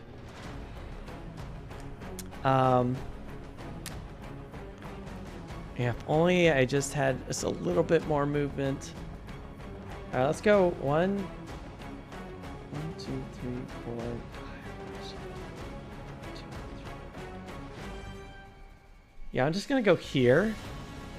I want to make it to this because I'm really worried that this character is gonna start generating more monsters. I don't want that. So that's all I can do. So that's my turn. Okay. I don't think I want to play my Ring of Haste yet, so it just doesn't seem like it's worth it at this point. You know what? But what I will do, are these things attacking? I am, because I'm not incredibly squishy, but I am a little squishy. I am gonna play my my cloak invisibility, so I am gonna turn invisible because I don't want to deal. Okay. I don't want to deal with them. It's like, meh. Not today. So I'm invisible, which means that all their focus is going to be on you. Okay. But you're a tank, so you should be able to take care of it. Yeah, I should be fine. All right. I'm going to. The monster's got to go next, right? No, you're in initiative 29, so you beat them. Their initiative is 38 and 47, so you go first. Okay. All right. I'm going to go ahead and use my Path of Glory, the bottom, to move 5 and do the blessing. Affect all allies that you move through. All right, so you're going to try and race to that character up there? Yeah. So, but I was going to try to pass through you to give you the blessing as I go. Oh, I see. If you can if you want. I don't need the blessing if you don't want to give it to me. Oh. Also check this out. You'll lose this card if you play it. I'm aware. I'm aware. Yeah. But the top is so powerful. Oh, I see what you're saying. It has an attack of 5. Actually, it'll have an attack of 6 because we have light. You have light. All that light you're burning. You don't have to. You don't have to give me the blessing because I'm already blessed twice. Okay. So, in that case, I'll use the move 4 on my other one, tactical order. Okay. Where you want to move? And I can't get to him. Get to the big bad with the move 4. I don't think. But, I don't think so. Yeah, 1, 2, 3, 4. You can't, but you can go after one of these two if you want. Yeah. So you just plop me in front of one of them ice demons there. Any particular one you want to go after? No. No. If there's something that you think is going to be good tactical for what you want to do. Well, I guess the question is which side are you? Since I'm already over here, I guess I'll go this way. Do you want to go into this room or do you prefer going in the top room? It doesn't matter. I can be ready to go the other way if you want. Okay. So, yeah. It doesn't matter to me. True. If you're gonna go that way, then they're gonna chase me over there anyway. So yeah, go have me ready to fight that one that's on my right. Number 2. Yeah. Yeah, number 2. Thank you. 1, 2, 3, 4. Does that seem? I think that works. Okay. Yeah. All right. That works. Yeah. And then I'll do the super bad attack I got on the other card. So you're gonna consume light to do an attack of not just 5 but 6, because you're consuming light to get 1. I don't know attack. if that's overkill or what, but overkill is great in this game. Okay. because it's like sometimes like you don't get enough, you're like 1 HP short or something and you're like no. So overkill is sometimes awesome. So you're gonna get 6. You're gonna do 6 damage plus advantage, and you're going to get an experience point for that too. So let's see what you roll. So you're rolling for 6 damage right now. 6 damage plus its advantage, so you get to draw 2 cards and take the better of the 2. -1, so 0 is better. So you do 6 damage to this frost demon, who does have a retaliate of 2, so you are going to take 2 damage. But you let's see, you did 6 damage to it, which is nice because it only needs 2 more damage now. Then it'll die. Does this say on the next sources of damage from attacks? Yeah, this wasn't from attacks. This was from retaliation, so it doesn't work, unfortunately. All right, then that's that. Oh, let's see. That's the end of your turn. Yep. So we're gonna boost this thing back up to strong. So yeah, so if you have another card that is like the attack of Path of Glory, now would be the time to play it in this room because you're just like bonkers strong right now. Now they get to go. So first it's going to be the frost demons. The number 2 one is going to attack you first. Let's see, they're attacking -1, so they do 3 damage. Let's see how much they're going to do. I say they just do 3 damage. So you have your splint mail, so you only took 2 damage. Right. So 1, 2. And you also have retaliate 2. And you get an XP for that. So they're going to take 2 true damage. So you killed him. Yeah, money. And yeah, they actually turned into money. They just Scott Pilgrim into a coin, which is great. Yes. So right, see, so you don't even see how you don't have to worry about overkill. See, what you thought was overkill worked in your favor. It was great. So that's that. And now this one's gonna attack me because this one's right. Oh no, I'm invisible, so they don't do anything. Yeah, you are. So this one's vapor. moving to you. It's gonna basically do the exact same thing. It's going to attack you for 2. It It is 2, right? Oh wait, they attack for Yeah. 4 minus 1. They attack for 3. Yeah, they attack for 3. So he's doing 3 damage minus 2. So he only does 1 damage. Your splint mail completely blocks it.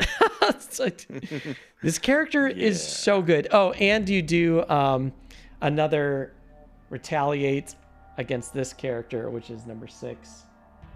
2 damage.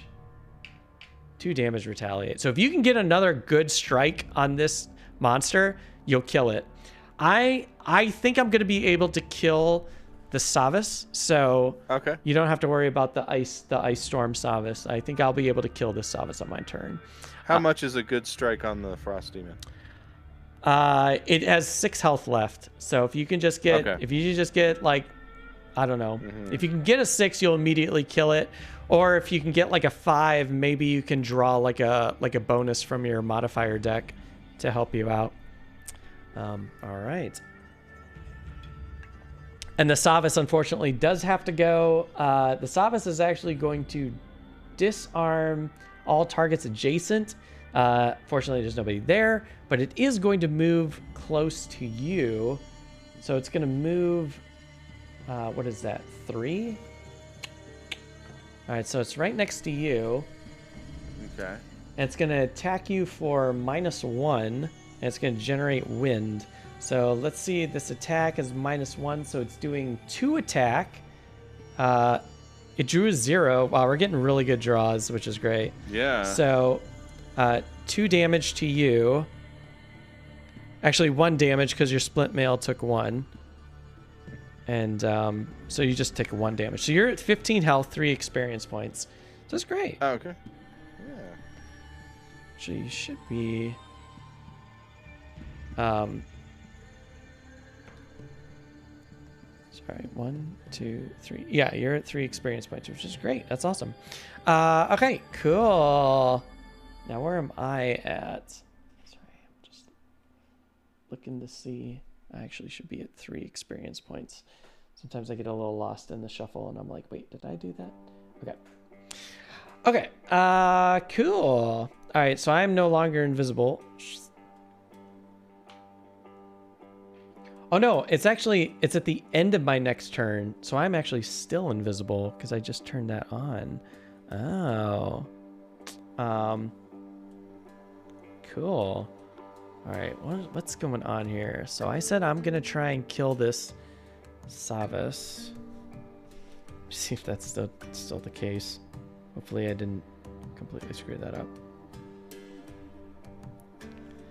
Maybe I was mistaken.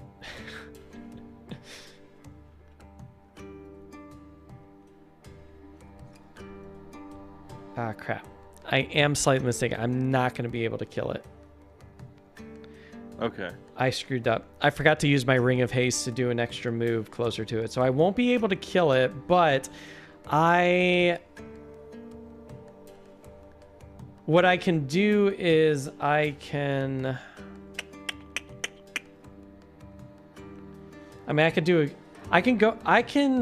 go after the ice. I can't kill that ice thing. What do you think? What are your plans of attack or whatever? Do you have any thoughts of what you want to do?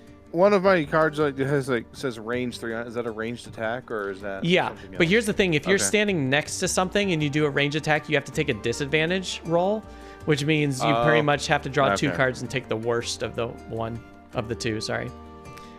Okay. If you are going to attack something, who do you think you would want to go after? Well, I was planning to sink that other Frost Demon. Frost Demon? Sure. Yeah. Then I think in that case, I'm just going to try and do some damage on the Savas then. I'll move towards the Savas and then I'll attack it. Okay. Yeah, I wanted to try and get a good hit on it, but I don't think that's going to be happening. And I definitely don't want to stand under pressure plate yet, so... Okay, I think I've made my call here. Okay, is that right? Man, it's so like I'm so nervous. I'm so nervous that this thing's gonna do something dumb. It's gonna summon some more critters. And there isn't a dumb rule where if like there's nothing for me to attack and I have to resolve an attack, I have to attack you or anything, right? No. Okay. That would be terrible. Yeah. That like, oh boy, attacking. I never understood that. Like like when we played like Double Dragon, like back in the day, and it's just like you can play B mode, and it's like where you can actually hurt each other. It's like, why would I want to do that? It's like that's such a terrible thing to do. All right, so I think I'm gonna do this, and possibly this. Okay. I've got mine ready. I'm doing. Yeah. Let me know when Go you're ahead. ready. I'm good. I'm good. Yay! Friendly 65 fire. And yeah, 65 and 51. 65 and 51. Okay. Which one do you want to lead with? I'll lead with 51. Okay. All right. I'm leading with 8. Going lightning fast here. And that's the other one. You're playing defensive stance. And bloody saw. Bone saw. Yeah. I'm never gonna get that out of my head now, ever. I know. I've ruined it. It's ruined it forever.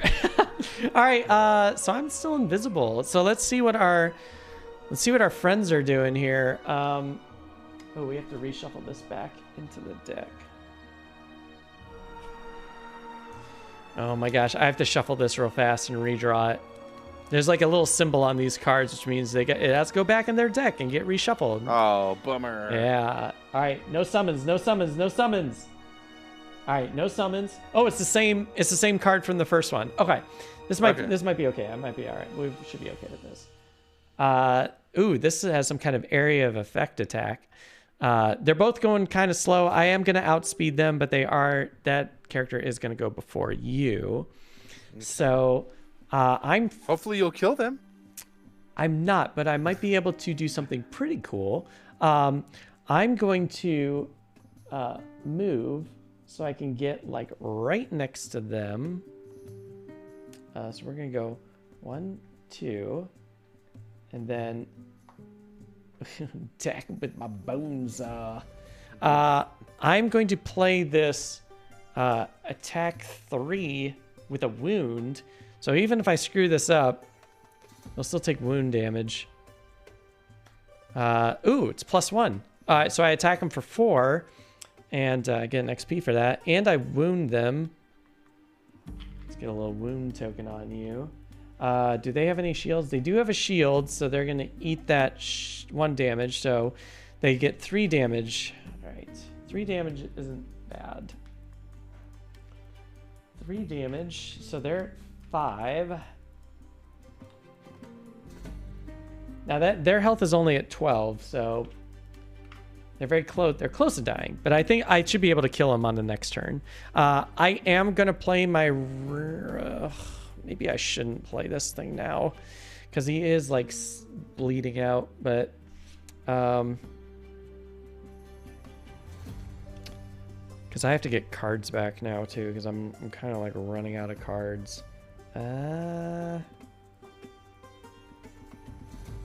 Nah, I'll use Ring of Haste now. I'm gonna use Ring of Haste, and I don't want any like crazy shenanigans that he's gonna do. So I'm gonna use the bottom of this card, attack 1, but poison, wound, and stun. So he's just gonna eat all this. Poisoning, wounding, and stunning. Stunning. And I do an attack 1 too, so we'll see what that does. Ooh, nice. 3 damage. Does it finish him? No, it does 3. It does 3 damage. He's gonna block 1 and take 2 damage. So he's at 7 damage, and on his turn he's gonna take his 8th damage. So that's pretty good. All right, so I am done. The next one to go is the Savas, but the Savas is stunned, so he just can't do this ability at all. So okay. So, and it's his turn, so he takes a damage, and that's it. So and now it's going to you. So now it's your turn. Wow. So this is interesting. You could probably take out. Wait, do you have a thinking cap? Wait, what is? I do. This is great. I did not see that. I saw some movement on your window, and I was like, "What is moving on your window?" And I was like, "Whoa, that is! I like that hat." Yeah, it's my thinking cap. Yeah, I love it. Well, here's the thing. You can this Savas is at 8. What? It has 4 health left. And okay, I think I could safely make that unalive. Unalive, nice. See, I'm looking at my stuff here. Yeah, because I was going to. Nothing moves me though, which is a bit of a bummer. But I think I'm scared of what the Frost Demon can do to me. That's the only thing. The Frost Demon's not going to do any. At the most, the Frost Demon's going to do like 4 damage to you. Okay, in that case, I'll go ahead and I'm going to use the top action of my defensive stance to attack for 4. That does consume light. Nice. And add another one. Heck yeah. So you got 5 damage plus advantage, and you get an experience points for that. Oh, man. 4, right? Yeah. All right. Oh, my gosh. Times 2. Yeah, blessing. Yeah, it's dead. Okay. Yeah, you just, we're not even going to calculate the damage. Smash Brothers sound effect. Yeah. Oh, that's great. Oh, that's great. So now we don't have to worry about spawning monsters getting spawned from them, which is great. I like that. I like that a lot. Great. And you got another thing. Now you can and then the bottom action I was going to do a little bit of healing. Yeah. Okay, so you're going to heal yourself for what is it? 3? 1? It's 3. 2, 3. And you're gonna love this. So because they generated wind, you can actually steal their wind to do a +1 heal and generate light back. Boom. Okay. Yeah. That is so great. So it's like, so you're stealing their generated wind to put light back up, and you gave yourself an extra heal. This character that you are running is so good. This character is so great. And because you did that, you don't have to use Beacon of Light, because it says the end of your turn when light is not strong, generate it. So we don't even have to move that because light is strong now. Because you just generated light. So now we don't have to. You're just this beacon of light and joy, and you're like Reyna. Okay. Fantastic. That's really great. I can still do a ranged attack with a disadvantage on the Frost Demon, right? There's a range 3 on there. Oh, the Frost. Or did I misread that? Oh, wait. For which one are we? Oh, are we talking about the Frost Demon's turn? No, my turn. Because I did that heal 3 and then did the consuming element. That said range 3 on here. Range 3 is like how much you want that healing ability to go. Like, okay. If you wanted to heal me, that's a range 3. But you could also heal yourself too. Yeah. All right. Yeah. Okay. Cool. Yeah. If it was an attack, it would just say attack range. But this is a heal. Okay. It's a heal range. All right. So the Frost Demon's gonna attack you for. It looks like it's just gonna attack you for 4, -1. So it attacks you for 3.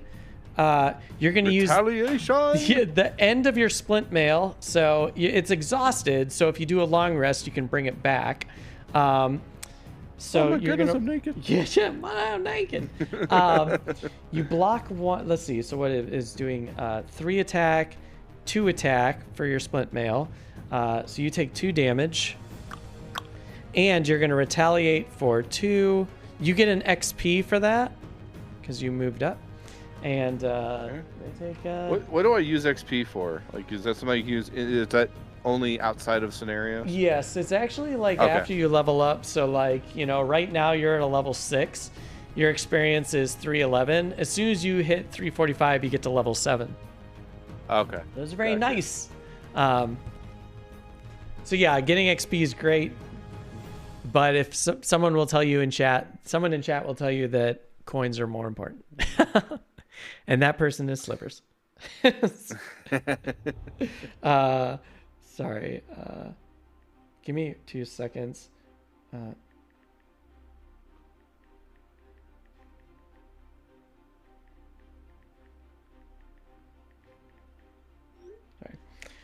My friend just texted me and she was like, when do you stream? And she's playing Gloomhaven right at the moment. And I'm like, I'm streaming Gloomhaven right now.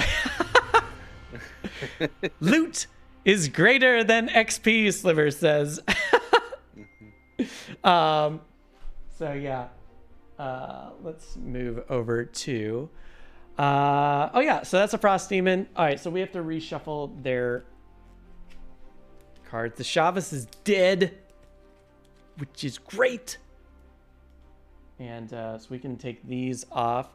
And Wig's left. Your screen blanked out. No, I'm still here. Okay, hang on. There's just an issue with my HDMI. Hang on. You're fine. You're all good. Oh, thank you for the follow. Wait, how do I say this? Oh my gosh. I'm so bad at pronouncing names. I'm sorry. Is it Perori 95? I don't know. I'm terrible at Perori 95. Yeah, maybe. Perori 95. If I can read that correctly. Sorry, I'm wearing contacts and everything's like kind of blurry a little bit, which doesn't make any sense. Why it's like, Matt, you should be seeing crystal clear. No. But hey, thank you for the follow. Welcome to the Silver Metal Tavern. We're here with Derek Wigsby, check 1-2. We're playing, it was my new guest for the Heroes of Gloomhaven, a series that I run. And yeah, we're doing actually really well on this. I'm really excited. We got the Savas out. We have this Frost Demon that's just, you could just breathe on this thing and it's pretty much dead. Like one attack will kill this thing. So it's very, very exciting. And then we could just go our separate ways and try and get this pressure point plate that's happening. I'm down to just 3 cards right now. So this is the moment. See, I'm down to 1. So this is the moment where I have to do a short rest.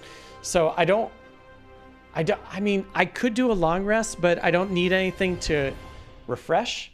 So I'm going to do a short rest. So I'm going to take these cards, my discards, I'm going to shuffle them, and then I'm going to draw 1 card to lose. The card that I'm losing is Curative Mixture. It's a healing card. Actually, I don't... it's a good initiative. I don't know. I have better cards than that. So I'm going to lose that card because I don't really care about that card as much. Now, you have 3 cards, so you can... Yeah, so I can do one thing, but I'm not... You could do like one more turn before you can rest if you want to. So what I could do is I could loot and then add +2 to your movements if you did stuff, but you're resting, so that doesn't do anything, right? I mean, can you kill this Frost Demon so it doesn't... So we can just... I have no attacks left. Well, you always have your default attack. If you don't have an attack, you have your default attack of 2. If you want to gamble that, you can always do that. Yeah, okay. Hopefully that's all it would take. Okay, I mean, it won't kill it, unfortunately. But here's the thing. I just got my hand back, so I can attack it. Could you just rest? Wait, I thought you just rested, so that's what. Well, a rest isn't. A long rest will make it so that you don't play any cards. A short rest, you just get your cards back, and you just have a fresh hand. You can still play cards. Okay, got it. So why don't you keep your cards, your last 2 cards, and do something that maybe will get you into position or get you kind of prepped, and I'll take this Frost Demon out. I'll melt it. Because light's still, we still have light. Light's right? strong, yeah, because you just generated it. Actually, it's at this point now it's waning because it's the end of the round, so now it goes down to waning. But you could still use light if you had something that used light. Okay, can I loot if I were to loot something? Absolutely, yeah. I mean, if you loot, you'll loot around your surrounding. You'll grab this. Then I'm going with 90 and 11. Oh wait, hold on. Sorry. Let me grab some cards real fast. I guess I will just you know what? I'm just gonna do you want me to open these doors? Or do you want to wait one more round? Well, I was gonna probably if I do the long rest, explain that to me one more time. If you it's 99. If you long rest, you go last. You're gonna get all your cards back. You can choose which card that you want to lose, and you get 2 health. And all your stuff that's exhausted gets refreshed. So you get a lot. Okay, yeah, I think that's what I'm gonna do. Is I'm gonna do a long rest. You're gonna do a long rest. The next round. I've got after this round. You I can will just do a long rest next round. Oh, you're gonna do a long rest next round. Okay, that makes sense. Yeah. That makes sense. Well, then let me attack this thing, this creature. I just have to move to it, which I will. But this round, I'm doing. Oh, I'm doing a 90 and 11. Okay. That's what I'm doing. Sounds good. Hey, Jessar, what's going on? How are you? Welcome back. 90 and 11. Which one you want to lead with? I thought I might lead with the 11 to just try to help you out with. It'd be funny if it was like, I want to lead with 90. I want to absolutely go last. It's not going to make that huge of a difference, to be frank, but yeah. You say that now until a monster goes before you and kills you. You're going to be like, what? Famous last words. All right, okay. So supportive chant is what you're leading with. And I'm going to be leading with the Bloody Saw. And you have lay on hands. Yeah, so what I'm going to do... And I got hand well, yeah, we got to see what their initiative is, obviously. They are going to... Oh, my goodness. What are you doing? Oh, they're doing the exact same thing that they did last...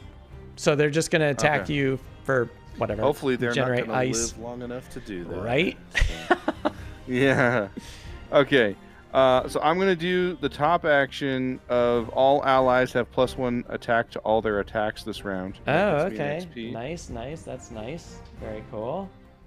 All allies. And then I will loot. That's my other action. Thanks for the boost. Yeah. I'm going to lay on hands on that booty. Lay my hands on the booty. There we go. Hey, Slivers, check it out. We got a coin for you. There we go. Slivers is so, like, he really wants me to always grab loot. Look, it's already in chat. Look, woo! I think Slivers, when I get Gloomhaven 2nd edition and we start doing this series again for 2nd edition, I'm gonna do like the Slivers coin jar. Donating to the Slivers coin jar. That'll be great. Get all the loots. All right, so I'm going to, I think I can go. Yeah, this thing isn't going before me. So let's, oh man, we gotta move first. Don't get too excited. We have to move first. So I'm gonna, instead of doing loot 1, I'm actually just going to move into position. Just get right behind this frost demon thing. And then I'm going to attack it. It is going to retaliate, but I feel like I can eat this damage. So we're going to do attack 4 with immobilize, but you boosted me, so I actually have an attack 5. And let's see what I roll for this. Oh, Jesus. I just like crushed it. I got a ×2. It explodes. So it's just... So it's all the blessings you gave us. Yeah. Yeah, that was a blessing for sure. That was a... Yeah. Because you can tell the blessings have these little blessing symbols on the side. So these aren't the nat crits. Yeah. In there. All right, so that thing just blows up, and there's actually 2 coins. Oh no, there's 1 coin because you played a loot. So you actually got 2 of those coins. He was standing on a coin. Didn't get a chance to see it, but he was just kind of standing on it. It's like, yeah, don't mind me standing on this coin. Well, there's another coin there for you. There was a retaliate, so I did actually have to take 2 damage for that. And I got an XP for that attack. All right, so now we're here. So now your plan is you just want to loot, or not loot, long rest, right? Yeah. Yes. Okay, so now we're gonna, this coming turn, what I can do, if you're gonna long rest out, let me if you're gonna long rest now, I might just get into position, and then at the start of your next turn, you hit the plate. I don't know. What do you think?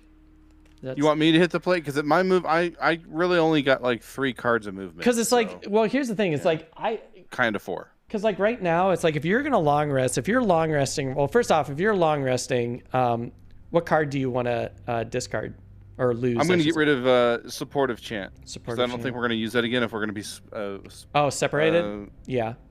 Yep. I mean, I guess it could help you, but it's like it's not going to help me. You know what I'm saying? I mean, it'll help me to get like move around the board faster, but I wouldn't be I wouldn't be sad if you got rid of it. It is an initiative of 11, so it does have a pretty fast initiative. Oh wait, never mind. Maybe I should get rid of tactical. Oh no, that's one of my movements. I just threw that card across the table. Yeah. Oh, I'm sorry. All right, I have it. It's so crazy. I mean, it is. I wonder if I should ditch Lay on Hands then. What's Lay on Hands? Let's see. I can heal all the damage if I'm adjacent. Oh yeah, to you, you could trash that card. Yeah, it's a 90. We're not going to be adjacent. It's yeah. So okay. Anyway, there is some sort of explosion of fury going on upstairs with my kids, so I should just step away real quick. Oh yeah, no worries. Right Meanwhile, it's because you're just long resting, right? Yeah, okay. Yeah, exactly. Cool. I'll take care of you. So. Cool. All right, I'll be do right what back. you need to do. All right, so what we're doing right now is we are going to, let's see, we're going to refresh everything that Derek has, which is which is the Splint Mail and the Boots of Striding, so we can get that action back. And then what am I going to do? I'm going to get in position, which I think I'm just going to place myself right next to this door. Or I could also loot and make Slivers happy. It is, I mean, I do need money, so I think it's going to be clear that I'm going to be going the north route because I'm already going to be slightly north. So maybe I'm just going to, I don't know what's on the other side of that door, so I need to be careful. The most, ugh, yuck. Well, it sucks that I have to play 2. Why can't I just play 1? I just want to play 1 card. There's no point in long resting. Long resting would be pretty bad. Ooh, I got an idea. Okay, so I'm gonna play this. First aid and prevention is key. So I think I'm going to give Derek a med pack just so he has it. And then I'm going to move with the 13 down to that coin to make Slivers happy. So I'm going to move down here, take the coin. And I think I gave him 2 health. If I didn't, I'm going to push his health up to 19 because I can't remember if I gave him health or not. And, okay. I like this. All right. And, cool. And med pack. All right, so what I have to do real quick is because I was not expecting to give him this. So what I have to do is I have to actually add this to his spreadsheet so he actually knows what he's getting. So let's add a new card here. I don't know why it's like this. There we go. So we're gonna say med pack, it's a 50. Its level doesn't matter. Medical pack. And for those of you that don't know what I'm doing, so Derek doesn't own Gloomhaven. So what I did was I made a spreadsheet for my guests who don't own the game. This is pretty much everything all the cards that they have access to, and they can just kind of go around and just kind of click on, click on fun little check boxes of cards that are in play, cards that are being discarded, cards that get lost, all this like fun stuff. All right, so let's just do heal.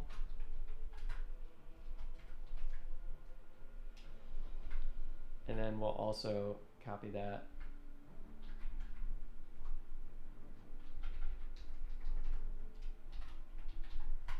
Because I love spreadsheets. Actually, a funny story about this. A lot of you already know that I worked on The Good Place. This was my VFX sheet from The Good Place that I kind of like, I created it in The Good Place when I was the VFX editor, and I kind of like cannibalized it into my Gloomhaven spreadsheet.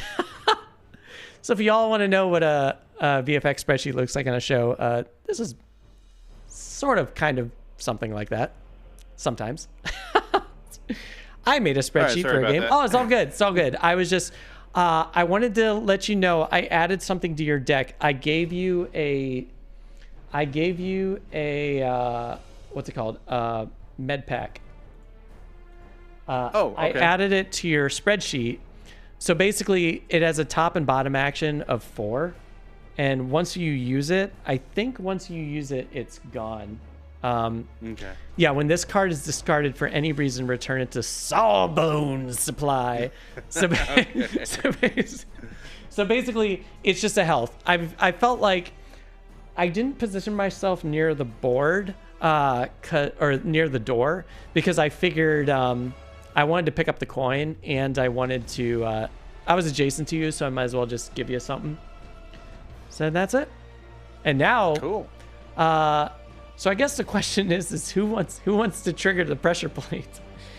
Do you want to? Well, I don't move much, so I wonder if me staying put and holding the fort is the better No. move. We both have to leave. We like it's as soon as this thing gets triggered, the door's permanently open.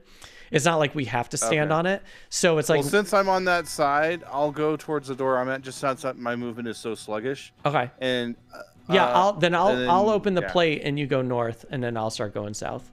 Yeah. Oh man, this is exciting. I have no idea what's behind these doors, and hopefully it's not going to be insane. You got all your cards back, so you have a fresh hand with a med pack. All right, let's figure out what we're doing here. You just generated more light, so I'm giving you another XP. Man, this character is so good. I'm like in love with this Sunkeeper. She is just freaking wrecks like everything. She just has like great utility powers, and her defense is amazing. It's just, and her attacks are great too. God, she's just so good. Okay, I think Unbelievable. I've got. Oh wait, sorry. I've got my decision here. Let me pick. All right, so I'm gonna need to move slowly. So I'm gonna need to go first. So let me. Oh, did I trash the wrong cards? Oh, I didn't trash my cards at all. That's the problem. Man, I am burning through cards like really fast. Wait, shoot. What did I? There we go. These are supposed to be discarded. That's what I screwed up. Okay. Oh boy. This is not great. So I have to end my turn on it. Oh, see, that sucks. Okay. Let's do these two. I'm kind of wondering if maybe we should pick up the pace when we open the hit the pressure plate, when we run for the other plates, and then run back. Yeah, I feel like we need to hit the pressure plates and just like, because I don't know, because I'm already like running out of cards. So but it's good that we cleared these rooms, because we needed this room clear so we could come back to it. Yeah. All right, that way what that way what that way the threat's only coming from one side. I can't imagine that these pressure plates are going to be like anywhere but here, like somewhere on like it's probably like on the furthest reach of these tile maps. like, oh god. Okay. What do you got? Okay, so I went with 55 and 56. That's basically what I started the game with. Oh, okay. It's my big move. You just want to lead with 55, I guess, and it doesn't really matter. Actually, you know what? Instead of 55... I'm already going faster than you. I'm going yeah, well, here's faster. the deal. I just realized because 55 is one of my move cards. Oh, okay.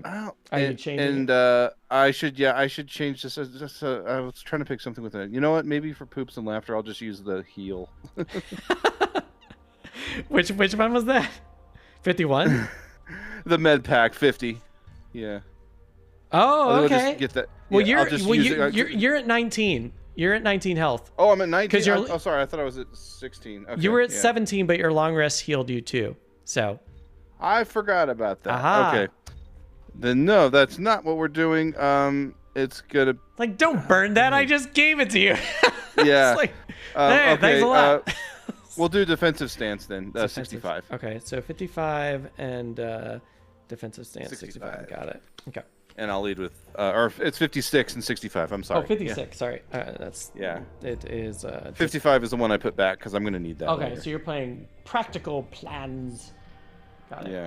All right, I'm leading with 15, so I'm just gonna try and move real quick. You're leading with that one. All right. So now everybody knows what cards we got. Okay, all right. So I guess I go first. Well, I'm gonna spend this. Ooh. It's probably not gonna matter, but I'm gonna place this card in one adjacent ally's active area, then put the into your discard pile at the end of the round. So right now you're gonna have 2 shields for this round. Okay. Look at you. You got all this defense. You should just be able to defense curl. Yeah, you should just be able to run into this room and just destroy everything, or at least just eat any kind of damage. Did I get anything for that? No XP bonuses. Okay, so I'm just gonna move. I'm gonna hop into here, and we are gonna open these doors and see what is inside these areas. And cue Zelda effect. I know. Right. Oh boy. Okay. Well, I'm gonna need glasses. I'm gonna need glasses for this one, gang. Okay. Well, good news is we have 2 elites in here. But hey, look, that's it. There's just 2 elites. Oh, it's just the 2 elites. Okay, It's so just yeah, 2 I elites, think the so plan it's is we not just run swarming. and keep them. Yeah, you use your hamstring stuff, and I'll just let them keep, hitting my hard shell. Okay, so they are the Harrowers, the Harrower infestors. Where are you guys at? You guys are here. There's only 2 of them, which is nice. So we have one here and one here. And then what's next? What's next? Oh, this is the doorway a space for purposes? It is a space. Yes, it is a space. Okay, thank you. There are some more pillars, which is just like obstacles. Looks like there's one here. Okay, looks like there's a lot of traps in here, which is going to be a lot of fun. We got a trap here and here. And we have traps here. Oh boy. What are these traps? Oh, these are wound traps. So if you run into these traps, you'll get a wound. And it's a wound and damage trap. What's the damage level for this? I think the damage is 4. So it's 4 damage and a wound. And then these ones are poison traps. And it looks like it's the same on both sides.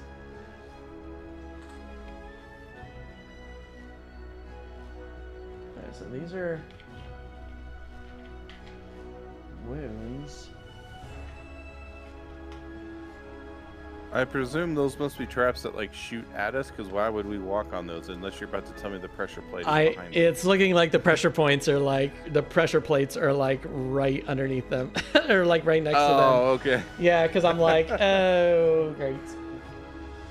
We got some. I mean, the poison traps I can live with because poison's not that big of a deal because I can heal that. Yeah, and it looks like the plates. Wow, we actually got pretty lucky. I'm putting these tiles down just so you can see it better. Okay. Because I was thinking you're probably not going to be able to see that if I just put those there. All right, so those are the plates. So it looks like we have to end our turns. We have to end our turns on plates for doors B to open. Okay. And the only thing that's kind of stopping us here is we got a Harrower over here. There's mine. And then here's yours. So other than that, though, it's like these rooms aren't really that bad. I think this is pretty good. Oh, Slivers, or not Slivers, just sorry, I just saw you made a spreadsheet for a game the other day. Nice. I love spreadsheets. Anyways, all right, so I opened a plate. I'm pretty much done. I just got murdered and oath sworn. Oh, and there wasn't even any left. Oh no. I'm sorry to hear that, Megs. So I opened the door. I'm done. There's nothing else I can do, and it's all you now. Oh, we have to see what these Harrowers are doing. Yeah. Look at that. A 38. So they are going before you. They move 0. They're elites, so they have health of 17. They have a retaliate of 3. Wow. It's a little blurry. I'm just gonna kind of see like what this card's actually saying. Move 0, attack -1, target 2. Well, that's not gonna be a problem because we're separating. And this looks like they're gonna be using dark, but I don't think there's anything in this game that's gonna be generating dark, so we're okay. I generate light, so that's right. Maybe they generate dark and we're just not seeing it, but yeah, retaliate 3 is, I mean, that's more of a concern for me, but I think we'll be all right. All right, cool. Yeah, so let's see. Their move is 3, so they're just gonna go 1, 2, 3, 1, 2, 3. Hey. Oh, so they do move. Okay, I thought they didn't move at all. No, they are gonna move still, unfortunately. Okay. But they attack. They're melee attacks, so they're melee attackers, so you're safe. But yeah. Okay. Now it's you. Oh, this is all right, great. I really think clearing these first rooms was a smart move. Yeah. All right, so I'm using my bottom action on my practical plans, the move 5. I'm gonna go ahead and use my boots to give me a move 7. Oh dang, boots move 7. Love it. And yeah, and I'm just gonna run. I think if I counted it out right, 1, 2, 3, 4, 5, 6. It'll put me right next, just in front of the pillar before I can turn the corner towards the right here. Pressure plate. Yeah. Yeah. 3, 4, 5, 6. Oh yeah, right. Yeah, 1, right there. 2, I 3, 4, think that's 5, 7 6, if I counted that yep, right. Yep. You got it. You got it. That's great. Let's get moving. Oh. Yeah. Over here. Oh no, we don't know what's in there yet. That's gonna be the secret one. All right, so 1, 2, 3, 4, 5, 6, 7. Run! Get to that pressure plate. All right, nice. Okay, sounds good. Now my top action, I don't think it's gonna do much because I can't attack anything. No, so unless can you I just opt to not do it. Yeah, or... yeah. You just okay. Say whatever. Because I don't want to consume light if I don't have to. Yeah, it's still waning, so you're still gonna, because we started the round, it was waning, so we are still gonna have to burn that so it jumps up, but it should be there when they chase me. Yeah. They'll chase you, and then you'll be able to use it again. Do I still discard the card? Once it goes off one more time, it'll get lost. No, I mean, sorry. The card I chose, but did Oh, not the take top the action card? for Yeah, it. you still have to discard it. Okay, Sadly. just checking. Sadly. All right. Done. All right. Eyes on the prize right now. That's what I'm working on. I know. Yeah, same here. Yeah, this might be a good time to use. I mean, I wouldn't mind just getting rid of one of these because I'm not going to be able to go far. Oh, sorry. Why am I looking at my... Oh, yeah, because this is a new round. That's why I'm looking at my hand. The question is do I want a short rest and do I want to kill one of these elites? Oh, I can't just kill one of these elites. I already lost that card. Yeah, maybe you're right. Maybe, like, moving is the best thing to do. Let's see. Like, just get there, right? Yeah. You know, I'm going to play these last two cards because I think these last two cards are actually going to work for me.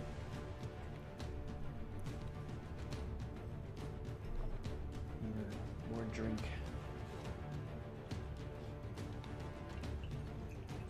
But we're doing really well. I'm really curious to see what's going to be behind this door. It'd be hilarious if there's like, well, obviously there's a stone golem behind this door because they wanted me to put out a stone golem, but I haven't put out any yet. So kind of wondering what's behind door number 3 or door number B, I should say. Like, I wonder if we could just get the thing and run. I mean, as soon as we get in position, this is the Shrine of Strength. Yeah, we don't. It doesn't say kill all enemies. So as long as we loot this treasure, I mean, there could be like 10 enemies in that room. As long as we loot the treasure, we win. So. Yeah, that's the couch elemental.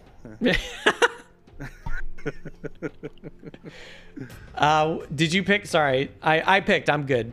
Oh, geez, I'm sorry. No, you're good. You're good. No, yeah. Okay.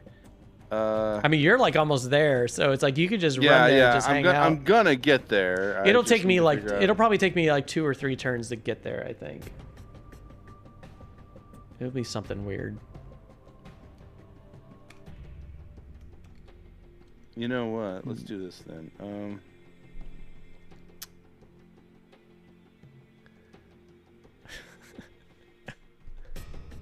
Don't mind me. I'm just hanging out on this pressure plate, ready to get moving. Yeah, it's kind of funny. My card pairings, the top and bottom actions aren't great for being alone. Yeah, but you got your split. You got your split mail, and your split mail is really gonna take care of you because that extra shield is great, and you still have your retaliate. You still have your purifying aura. Yeah. Just God, this character is just so good. This character is so good. I love this character. It's really funny because this is like the 5th time I've said that this character is so good. I think that's what I love about this game is like all these characters are I mean, they really have such great strengths.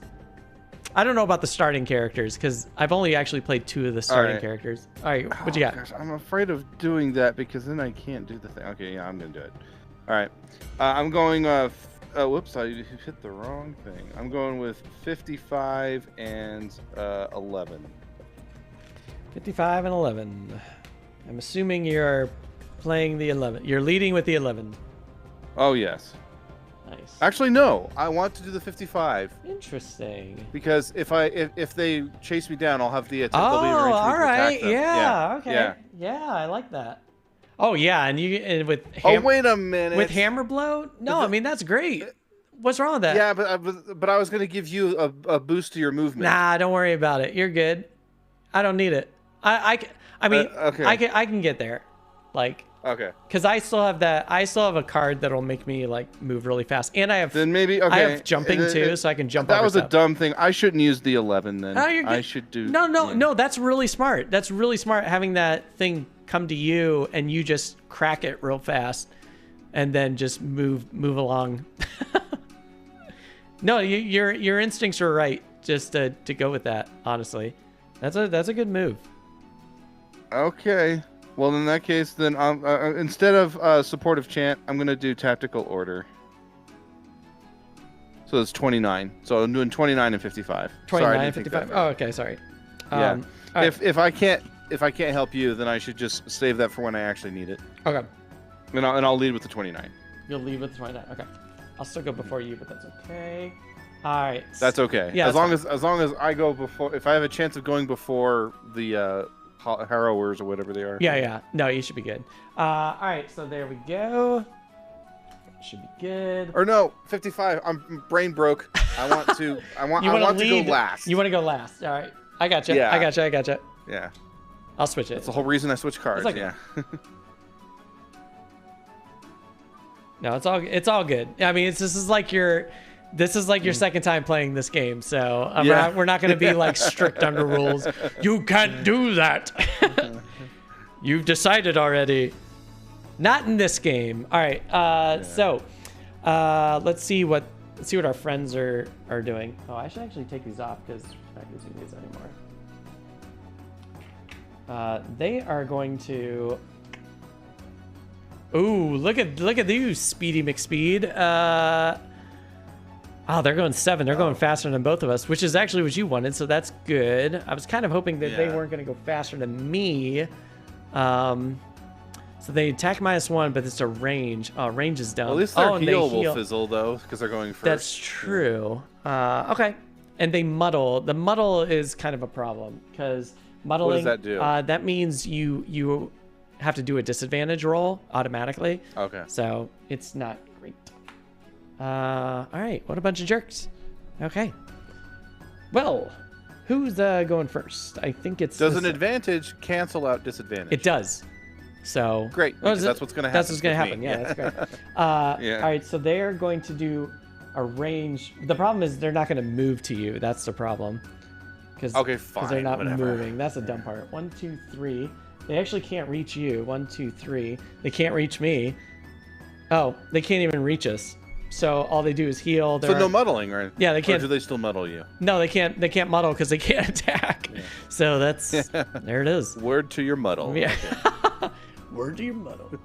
Well, I guess. Well, that's a bummer. I guess I'll go first then. All right. So I'm gonna do the move 5. I'm gonna go. Let's see. I'm gonna go 1, 2, 3, 4, 5. I'm gonna get right here, and then I'm actually going to play. Oh, I can't play it. I can't do anything. Crap. Oh no. I can't. Well, I'll do my generic attack too. Not to really. Oh, I don't know. No. I don't want to attack it because it has a retaliate of 3. No, I don't want to attack it.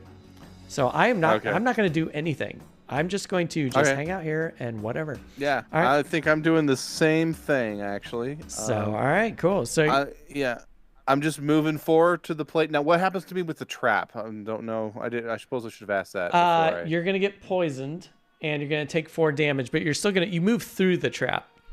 So the trap won't stop you. You just move through it. No. You'll take 4 damage. You'll get poisoned. And the weird thing with status afflictions is if you're poisoned and you try and heal yourself, you don't get HP, you remove the poison. So whatever status ailments that are on you, your heal removes those first, and then you can heal if you did another heal. Okay. So my next question is, if I took another long rest next round on the pressure plate to buy you time to get to yours, do I lose the poison? You would, but it would. I wouldn't recommend that. Because you don't have to long rest, because you'll lose a card. It's better just to find a card that will heal yourself, or just keep the poison. All poison. Well, no. I'm gonna need to do a rest of some kind because I only have 3 movement cards. I also gave you. I just used them. Oh. Yeah. Wait, no, you shouldn't have 3 movement. Oh well. Well, one of them I used because I thought I was gonna be attacking the harrower. You should have. You should have 4 cards. No wait. Total, you should have 5 cards. You have supportive chant. You have the medical pack I gave you. You have the supportive chant doesn't move me unless. Oh no, I thought you were talking about cards that you had in your hand. Yeah. Yeah, the only card that you have is Path of Glory and Dazzling Charge are your big movement cards. Yeah. Actually, Dazzling Charge doesn't move me. Or is it? Yeah, Dazzling Charge is a move 5. Oh, no, it does. Yeah, but I have to burn it, which I probably will. Yeah, it's probably, honestly, at that point. Yeah, if you're moving back to the center, it's probably worth a burn. Yeah.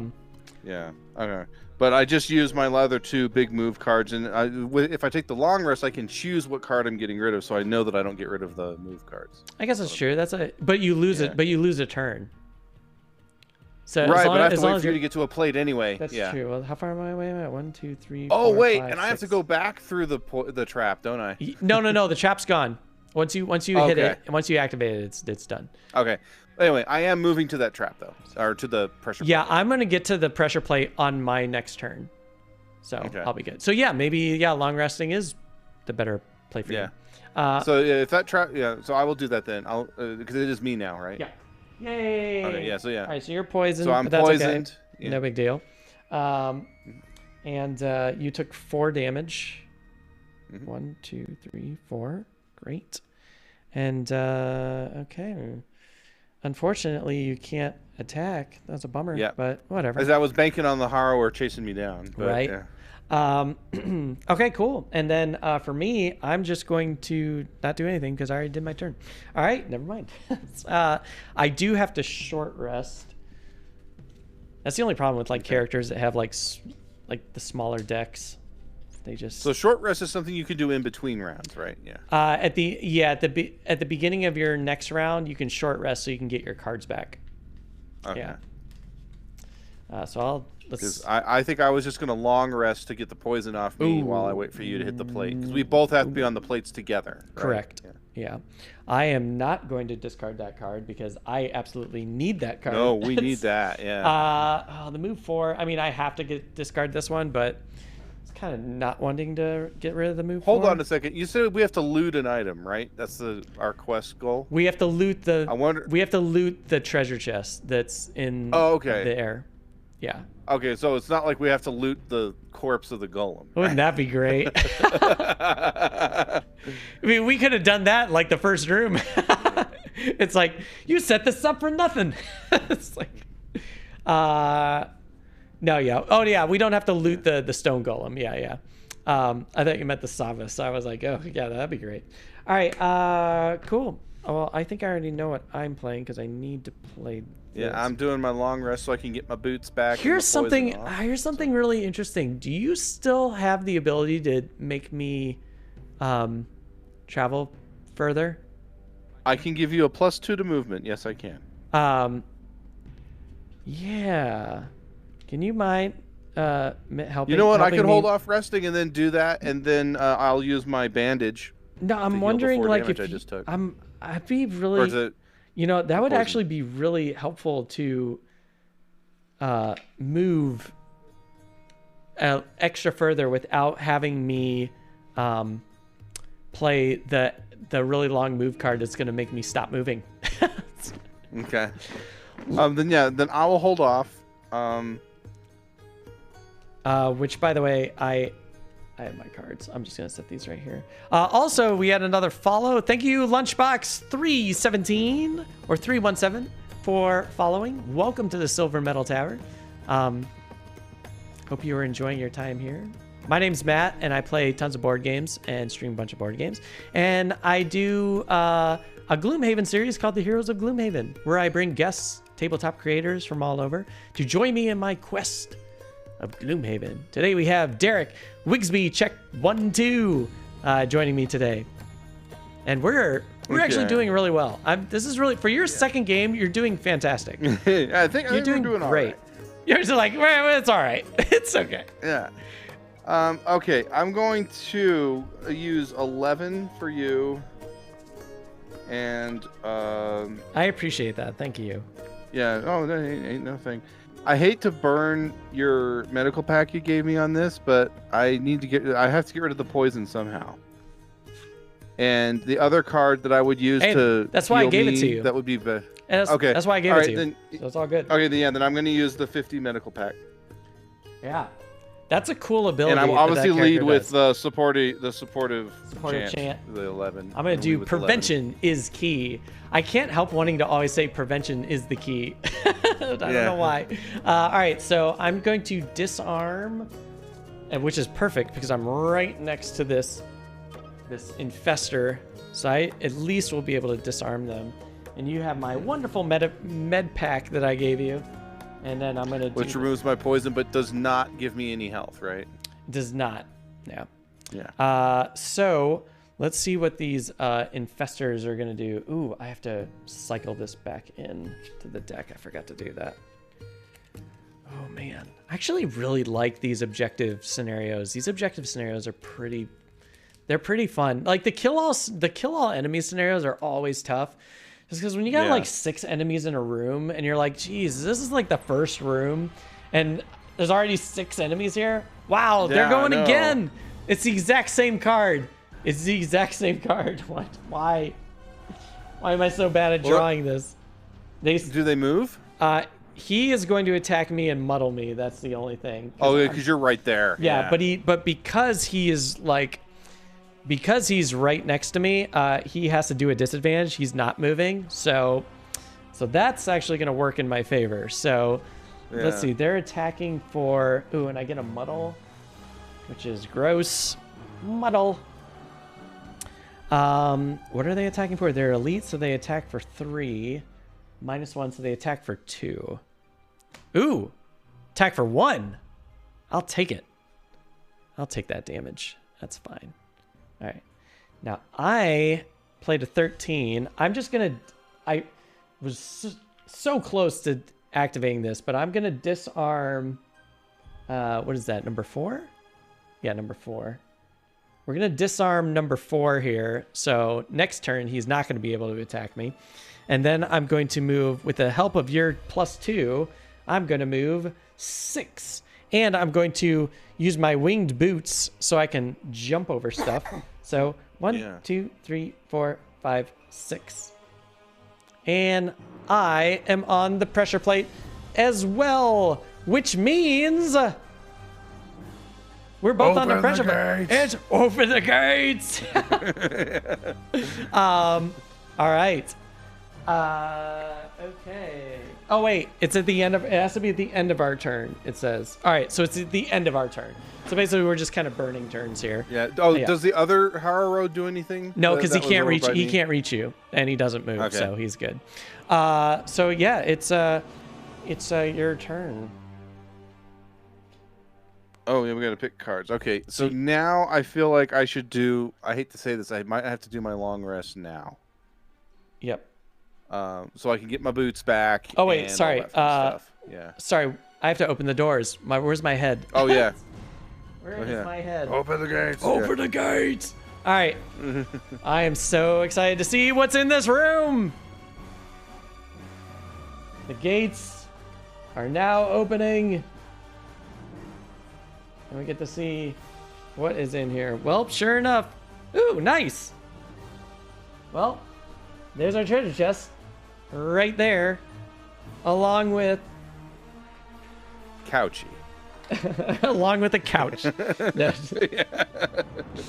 elites, and sure enough, they were the stone golem elites. Oh, okay. I mean, that's still not great, but hopefully we can like sneak around and just loot. Can you go invisible again and just get the thing and get out? I can't because I already used I already used it, so it's gone. Look at they're not happy.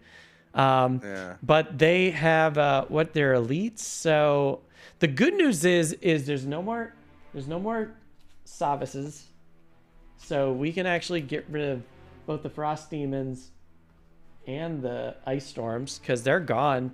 There's no more in the game, which means there's not going to be wind demons, so we don't have to worry about them. We just have to worry about these stone golems that just appeared, and they just got a 65 move 0 attack 0. They're elite, so they move 2. They have 15 health and they attack for 5. Coming out swinging. Interesting. But why does it says move 0 and you said they move 2? I'm confused. Sorry. They move 2, but they get a plus and minus modifier of 0. So they still move their base of 2. So one is going to go, and then this one's going to go. So they're just kind of, they're moving. They're getting closer because they're getting out of focus. All right. There we go. All right. Now we just have to figure out how to get out of here. They're blocking the door, which is not great. I lost my jump ability. I don't want a short rest.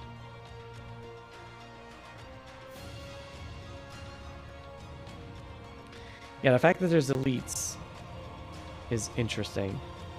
Now, here's something. If you don't want to take damage, this is going to be more for me than you, but if you don't want to take damage, if you take damage and you don't want to take it, you can actually burn a card from your deck. Just lose a card from your deck. If you don't have any cards to lose from your deck, you can burn 2 discards to nullify a damage. And then another quick question, just since you told me that. When does the scenario end? As soon as you loot the chest? As soon as we loot it. Yeah, as soon as we loot it, the scenario ends immediately. Okay. So good to know. Yeah. I'm gonna have to. Boy, oh boy, oh boy. 1, 2, 3.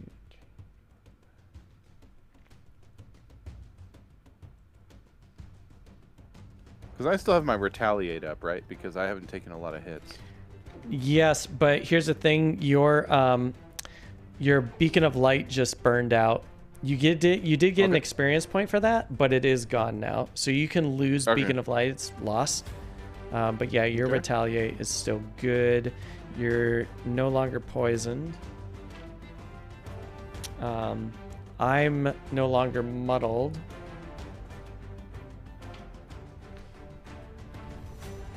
Interesting. Then we just gotta get to that treasure chest. I think I should be able to get there. Okay.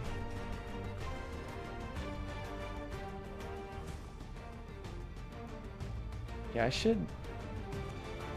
This is gonna be. I might have to. I have enough health, so I'm okay. I just don't like. I just don't like that I'm so far away. I don't like that mobility is like an issue for my character. And I'm not jazzed about the fact that I'm going to take 4 damage and get poisoned this turn.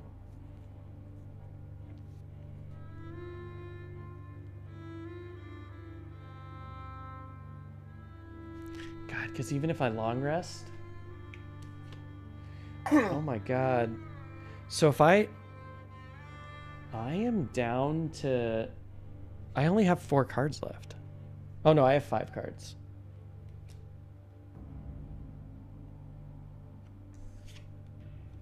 I was about to panic.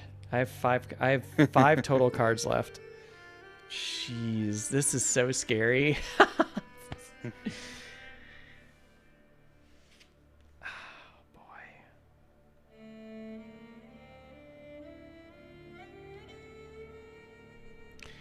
Do you have like any like healing capabilities?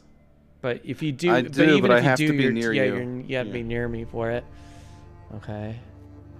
All right. I think I'm good. I think I got the cards that I want to play.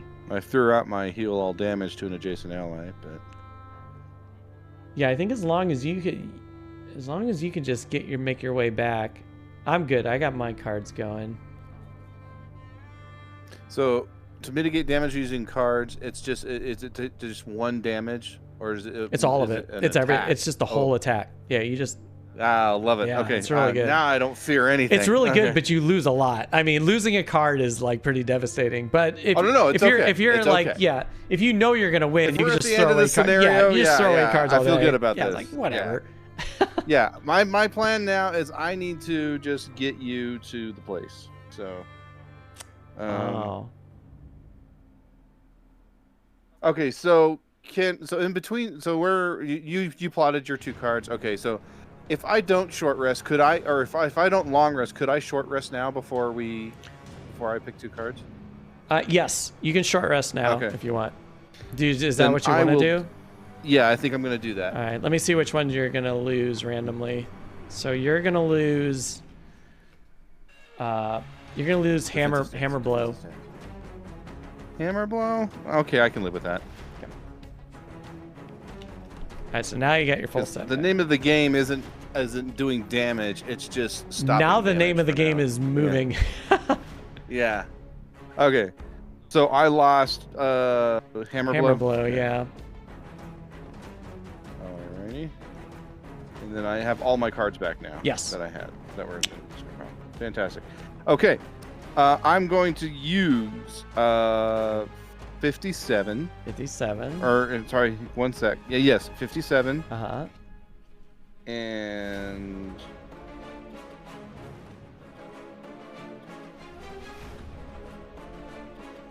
what was I doing? What's the other one?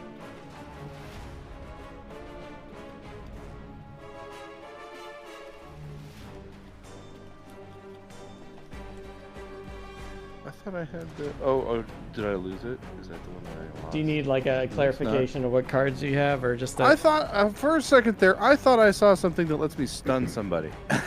Yeah, dazzling charge stuns, but you gotta burn it. Yeah. Oh, okay. That's the problem. Yeah, dazzling charge I is can't there. move. I can't move and do that.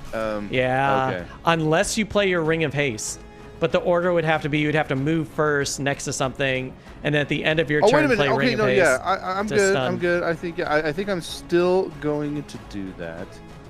Because I'm going to burn it. And I guess I will do supportive chant so I can go first. All right. So which cards? Supportive chant and 11 and 57. 11, 57? No, you're good. Cool. Leading with 11. Now I want to go first. Nice. I'm or as early as I can. Got 25. This Harrow's probably gonna be flying because. Yeah, because they do. Yeah. They're just farting.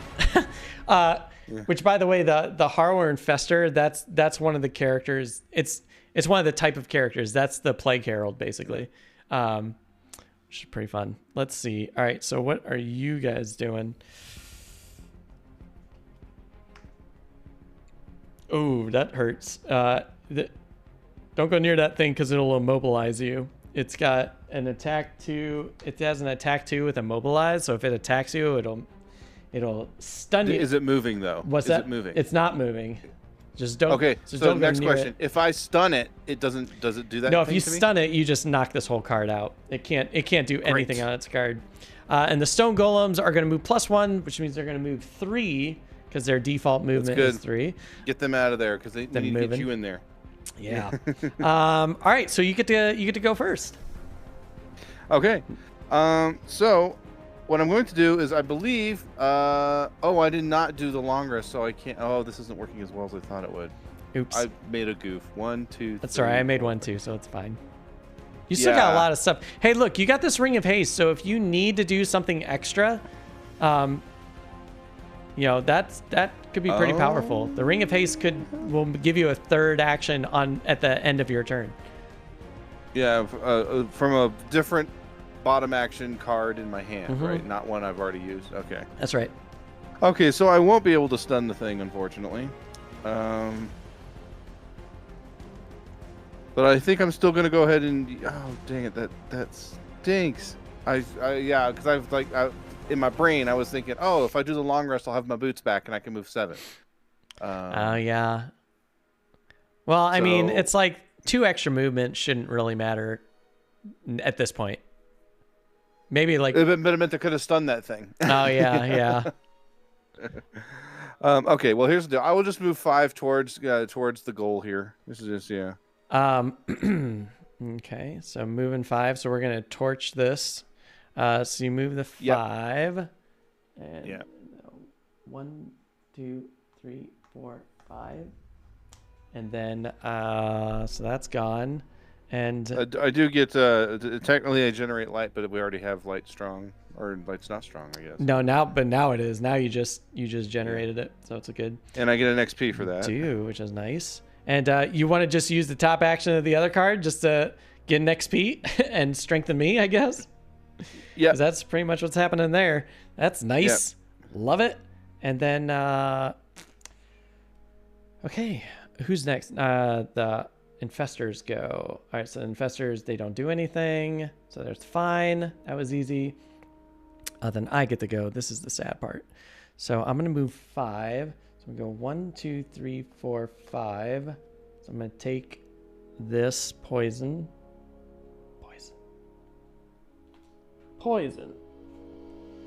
And then I can't even attack because I'm not even near anything. 1, 2, 3, 4, 5. Yeah, I can't even attack. It's kind of like a wasted turn. Oh, well, that's fine. And I have to take 4 damage for that. Oh, boy. Crazy. Then that's the end of me. And now we're going to move these stone golems who are very angry and are going to start moving into this room. So first we're going to start with the first one. They move 3. I guess 1, 2, 3, 4, 5, 6.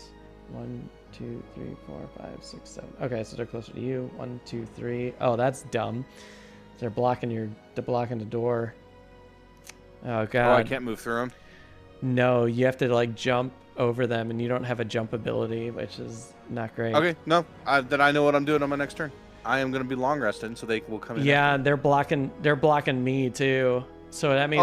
Oh, I thought that they were going to both come after me. Okay. No, because I think this one is 1, 2, 3, 4, 5, 6. 1, 2, 3, 4, 5, 6, 7. Yeah, so it's like this one was closer to me, that one was closer to you.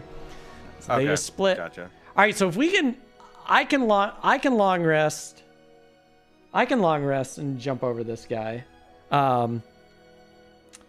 Or they just continue to move inward because they don't really have a range attack. So maybe if they just continue to move inward, that'll leave you an opening. But you'll just have this like little gap. Like basically you need this little gap open. Yeah. So I gotta hope that they move, and if they move, they move. Yeah, it's kind of like because if you move here, if you basically move anywhere on this line, you're gonna kind of screw your chances of getting out. Yeah, I'm not gonna move. I'm gonna be long resting so I can get my boots back. Yeah, I think that. All right, so we're both gonna long rest then. I take it. Yeah, that seems good. Okay, so let's both long rest. I'm just gonna get rid of what card is not helping. I'm gonna throw out Burning Flash with my long rest. Burning. It's 51. 51 Burning Flash.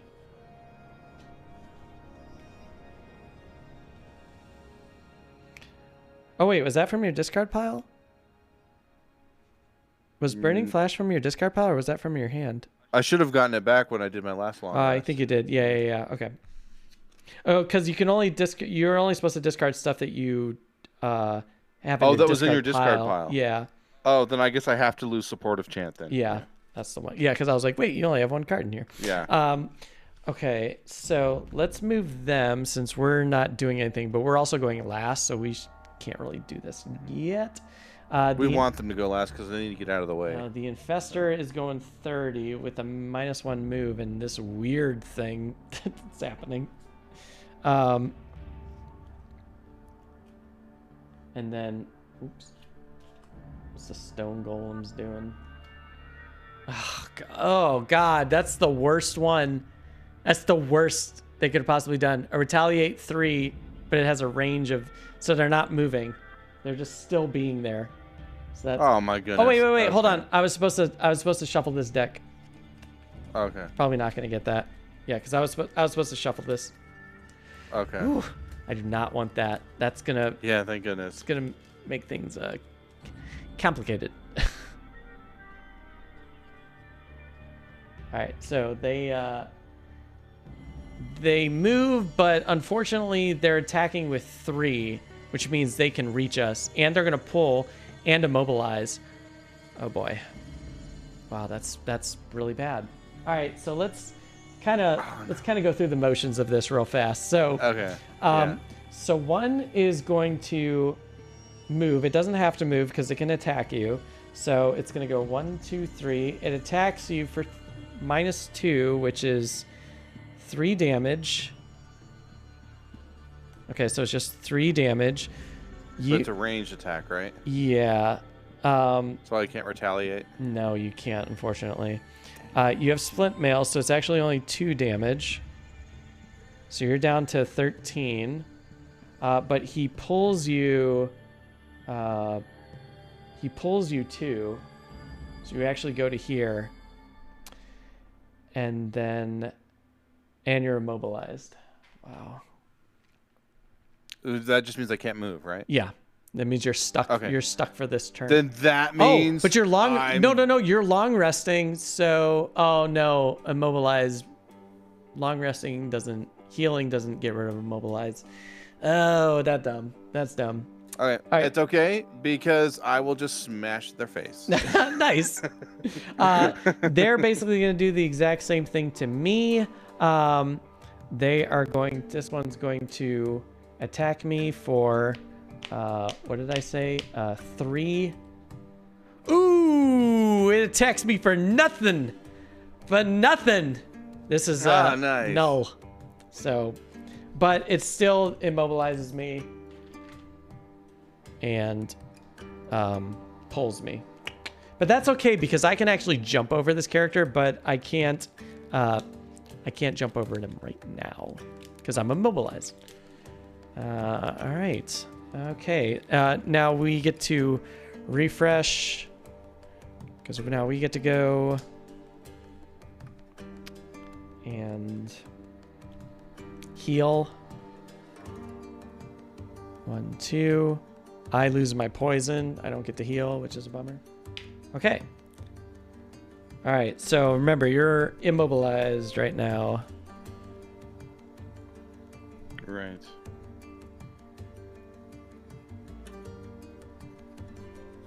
Okay. I think.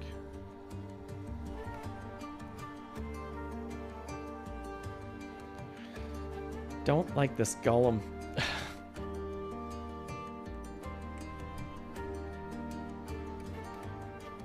Oh, I didn't. Well, hold on. I forgot to resolve. I need to resolve the infestors, which I forgot to do. Oh, okay. The infestors also they attack for 3. 4 is not attacking because he's just. Oh no, this. Wait, hang on. Just bear in mind that we were pulled. So depending on when were they after the stone golems? Yeah, they're after the stone golems. Yeah. Oh, yeah, okay. they're after. All right, then. Okay. So unfortunately, I already shuffled the deck, so that's gonna be kind of weird. So the first one is going to attack you for how much? 3. Your splint mail is gonna kick in, so it only hits you for 2. So you take 2 more damage. But that one is next to you, so it does retaliate. So, but these things, they have 17 health, so you're not gonna kill it. Yeah. Now this one's gonna do the exact same thing to me, which is, oh god, a +2. That's gross. So it does 5 damage. Jeez. All right, so I'm down to 2 health.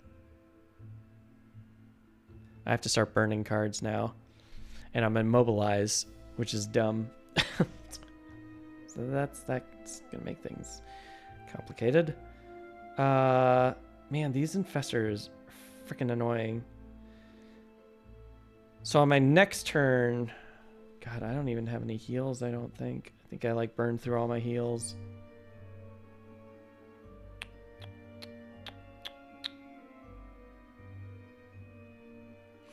Okay, so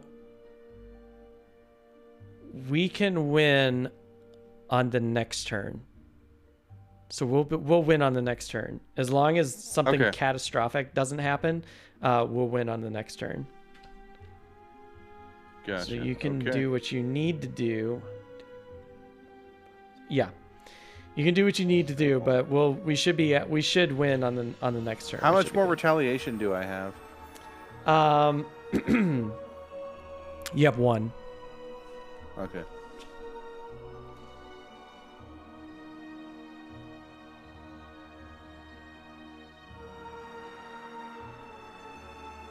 Okay. I'm going to do 51 and 48. Okay, 51. 48. Leading with 48, I'm assuming? Yes. Okay. Awesome. And I'm leading with 15 with the syringe. I hope I don't screw this up. I don't think I will. I think this is pretty much a sure thing. So none of us can move this round. You gotta get that needle in that stone golem I know, right? All right. Let's make a drink real fast. Okay. All right, what's happening here? So let's see what they're gonna do. These jerks. The harrowing infester. So it's gonna do it. It can't do a disarm, so that's fine. It's just gonna move and attack 1. It's gonna target 2, but that doesn't matter. All right. So that moves at 38, and the stone golem.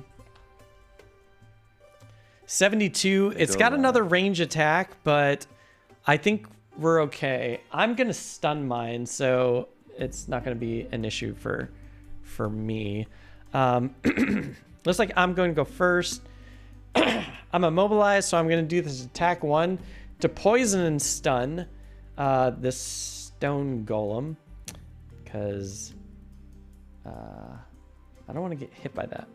That thing's gross. So let's just draw and see what we get. That's +1. All right, so I did 2 damage. They have 3 shields, so they don't. This doesn't even do anything. But he is stunned and poisoned, so that's good. That one is number. Is that number 3? All right, so number 3 takes that. So at least he won't attack me, and I'm gonna play the top action of this card of triage.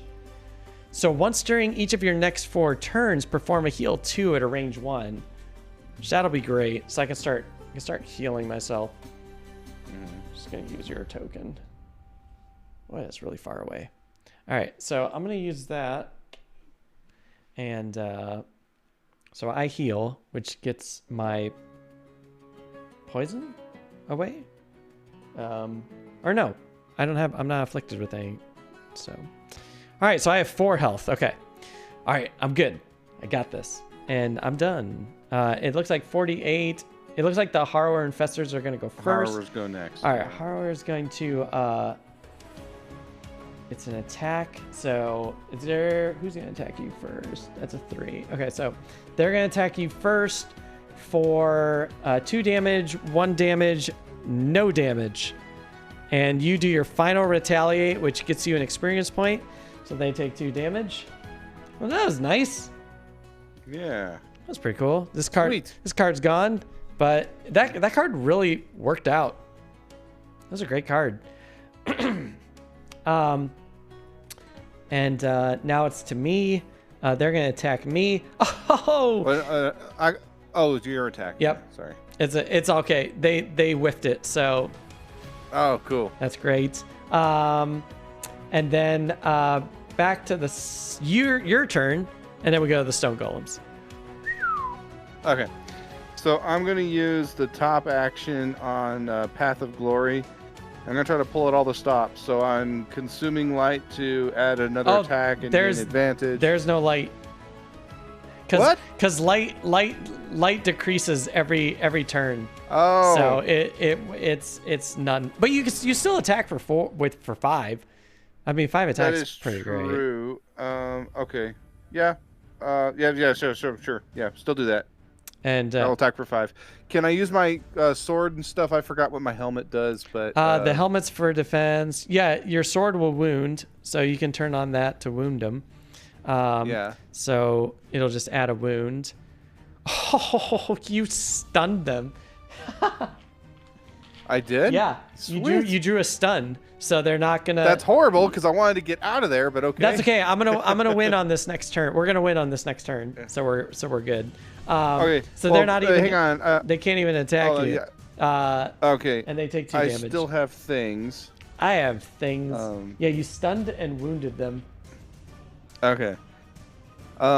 I need to. I'm gonna do my on my burning flash. I'm going to do the heal myself for 3. Oh, okay, nice. I guess I should have. Yeah, I thought I had light. I didn't think about that, but yeah. So that's good. That's nice. And then I'm gonna use my my bottom bonus. Oh, nice! Your ring of haste. Yes. Might as well. Like I said, pulling out the stops. I am going to use the bottom of my defensive stance just to make sure that I don't get offed. Oh yeah, okay. So yeah, you get an XP for that too. Yeah. Nice. Now that's funny. That's a permanent thing. So you always get +1 shield. I love that card. That card's great. Card's so good. Yeah. Okay, and the stone golems are stunned, so they can't do anything, which is awesome. Nice. And yeah, it's amazing. And I'm just gonna try and move as fast as possible. I'm good. I already have my 2 cards to play.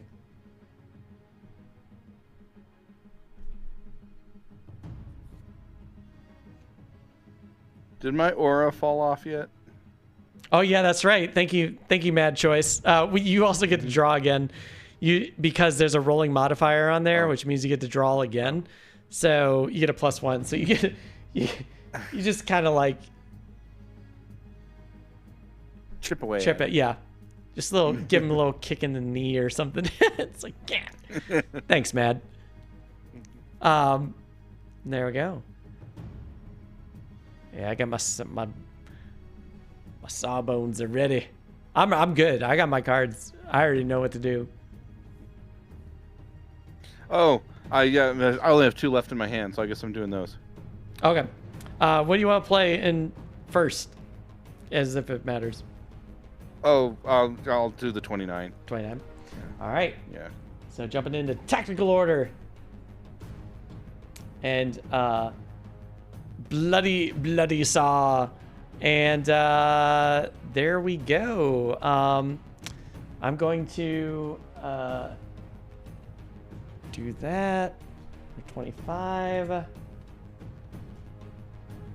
62. And let's see what you had underneath.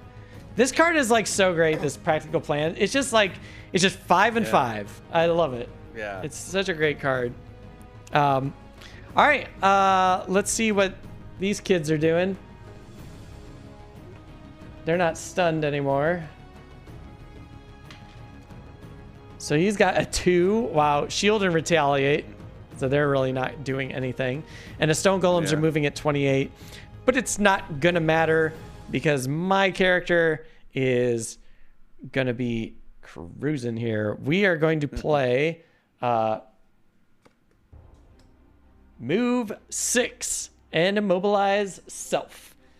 So that will be, this is going to be really awesome. I'm going to go over here. You have to use your boots to jump, though. I am. I'm turning my boots on to jump, my winged boots. So we got our winged boots on. We're going to go 1, 2, 3, 4, 5, 6. Wait, 1, 2, 3, 4, 5, 6. Oh, I was so close. Oh, you have to be on it? I have to be on it. I was so close. Oh, that's okay. So we gotta go. Oh no. That's okay. We'll just take a next turn. I thought I had it, but I was one away. Good thing if I had my ring of haste, I would have used it to play the loot one, but and I should have saved my my supportive chant then. Yeah. It's all good. These things aren't that fast, so as long as you don't die, we'll be okay. But I'm done. Okay. Well, so with mine, I guess I will attack for 5 on the golem.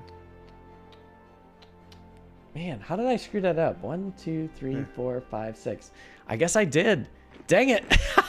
You forgot to count the doorway. I did. I forgot to count. You know, I was like, oh, that's what you do so much. You like miscalculate so much in this game. Mad Choice 64, thank you so much for the follow. Welcome to the tavern. Oh man. All right. So sorry. What did you want to do? So I'm gonna attack for 5 on the golem. Attack for 5 on the golem. It's the my I love it. Practical plans. Yeah, that's great. Let's see what you roll here. Oh jeez, you got a 10. Wait, does that kill it? No. That'd be great if it does. It doesn't. It only did 7.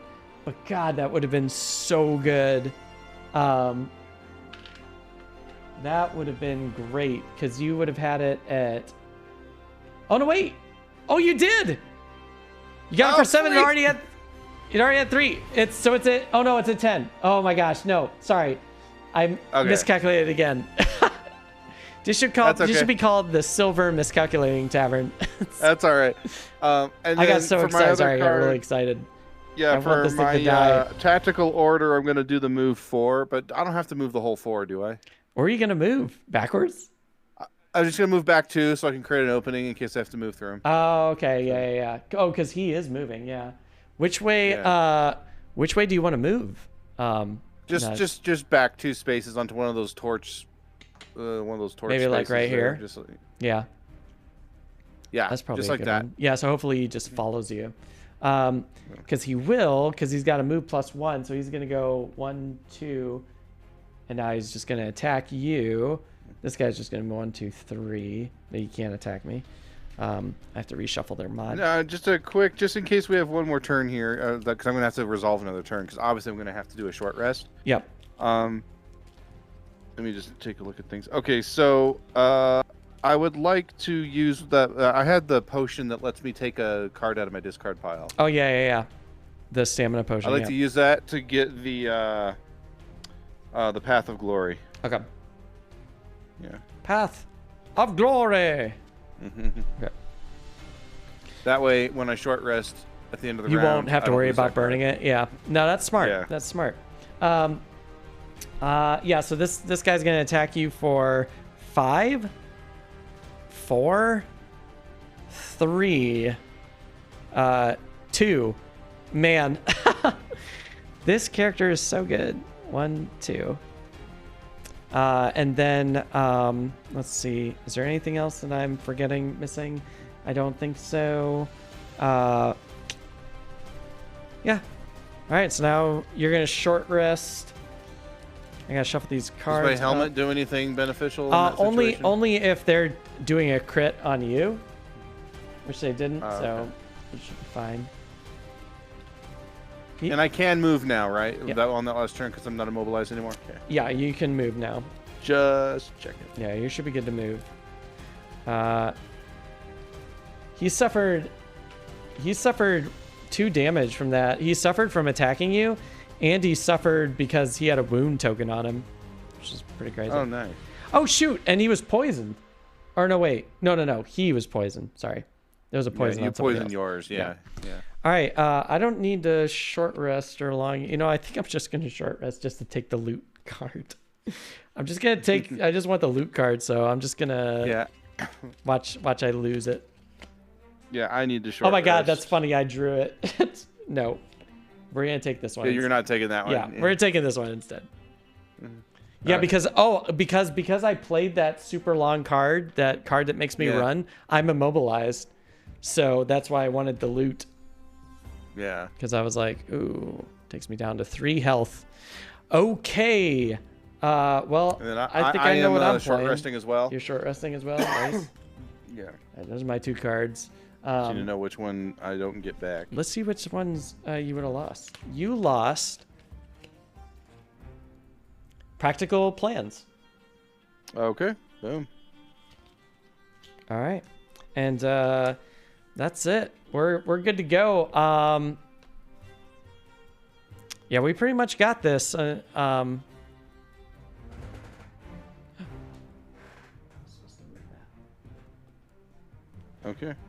I think.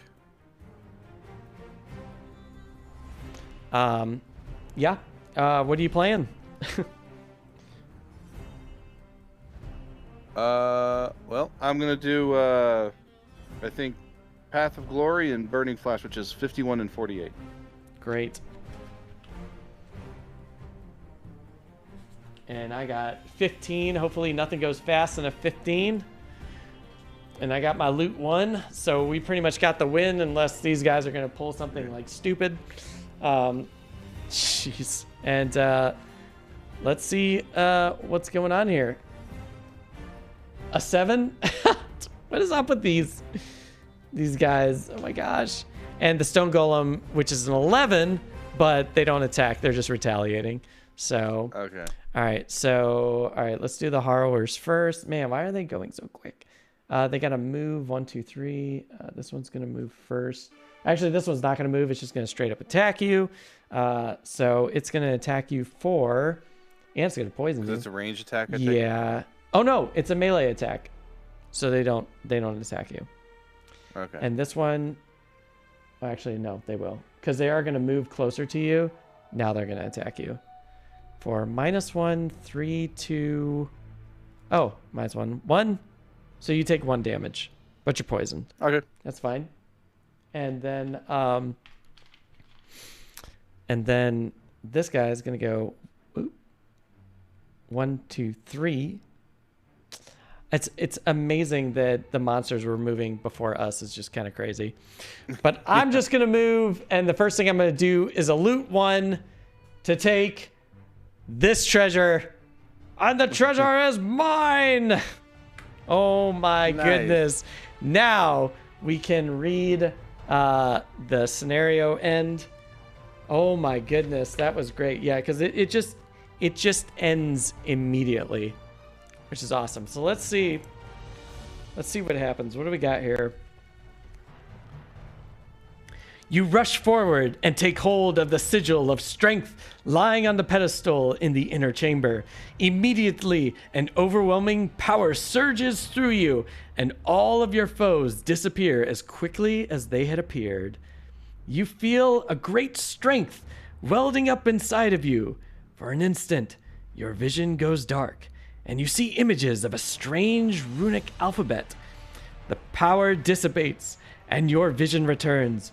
You quickly write down the symbols that you saw, though you do not know their meaning. And it's kind of crazy because it's this weird encoded message that I have to try and decode. And that's it. And we got our victory, and we did it. We won. Boom. Oh my God. Wow. That wasn't like a walk in the park, but I mean, that was nice. That was tough. Yeah, right? You know what's crazy about this game? This game is like very much like a puzzle, you know? It's not like your typical dungeon crawler. I'm glad we didn't have to get out, because I don't know if we would have made it. Oh, right? Yeah, I don't think we would have. But I was happy to keep those 2 things pinned in that other room, so that way you could at least get to the other treasure chest, because I was afraid they would block us from getting in there. Yeah, you know? I mean, fortunately, I had that jump. Both of our characters just don't natively have like a jumping ability. And I'm like, oh my gosh, this is something that I need to...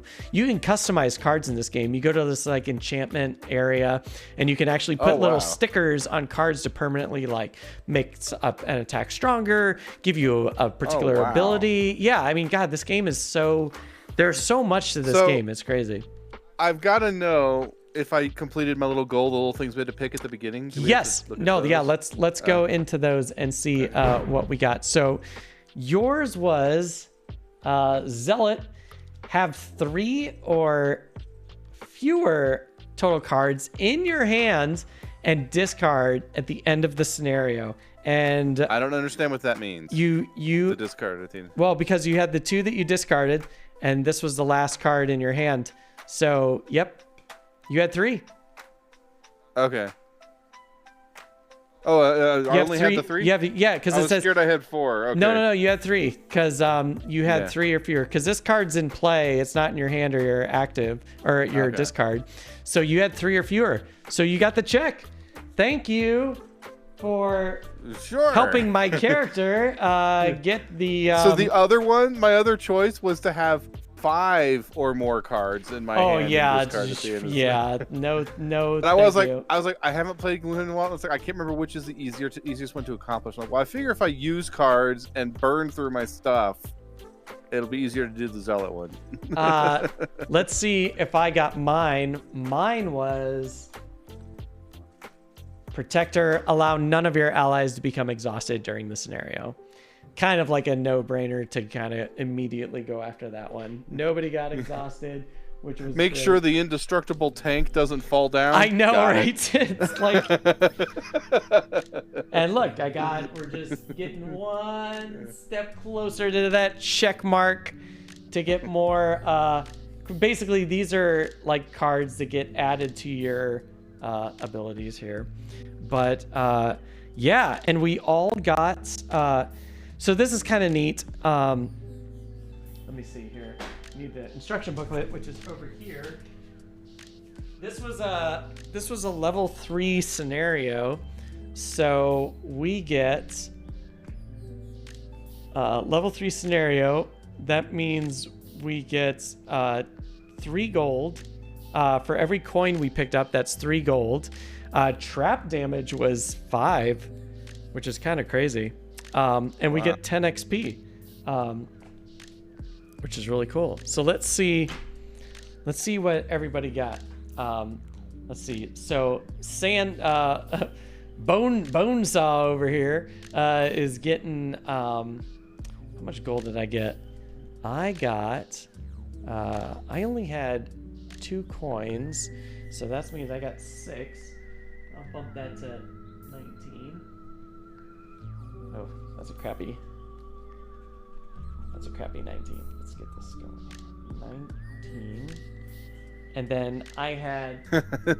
Thanks, Megs. Wigsby check coming through with the check mark. Yeah, I know. Great, right?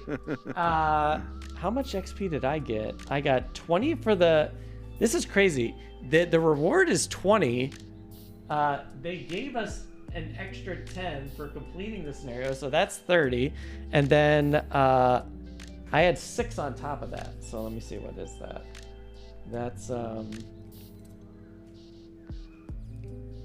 Put on my glasses here. That is 14, 11, 12. I ended up with 324. It's not enough to level me up, but it's still pretty good. Now let's see what you racked up tons of XP. I mean, I don't know if I was accurate with tracking. Okay, yeah, I had it at 11. I might have missed one somewhere. Yeah. I think you had 12, which was so wild. So you get 30 for the scenario and then 12 for that. So let's see what you got. So you got 3, 5, 3. Awesome. So you have 353, which actually gets you a level up. So nice. You have leveled up the Sun Keeper, which is really, really awesome. Thank you for that. Super, super helpful. And you also had 2 coins, so that's that'll take you up to $12, which is awesome. And then that's it. I love it. What's up, Time Roller? You're just in time.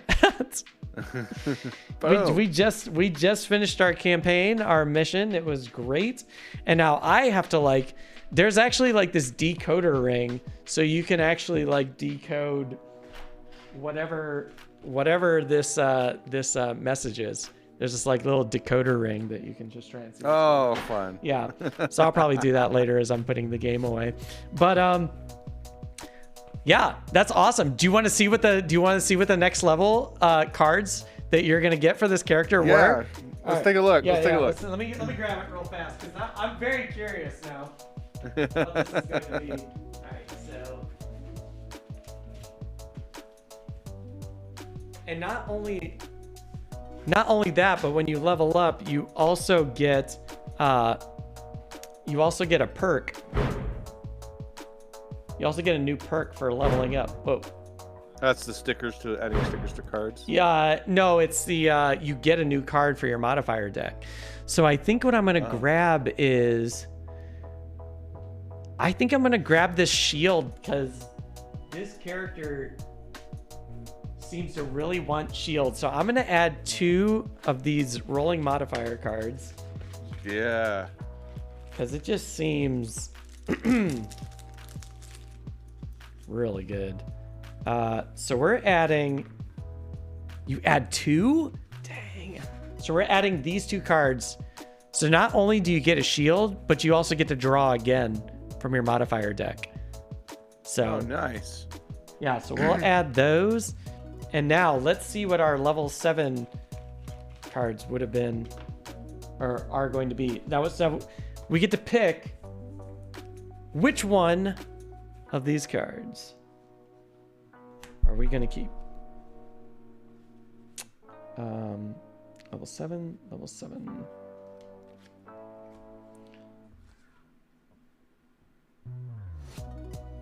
So shield 2, self, retaliate self, and you generate light.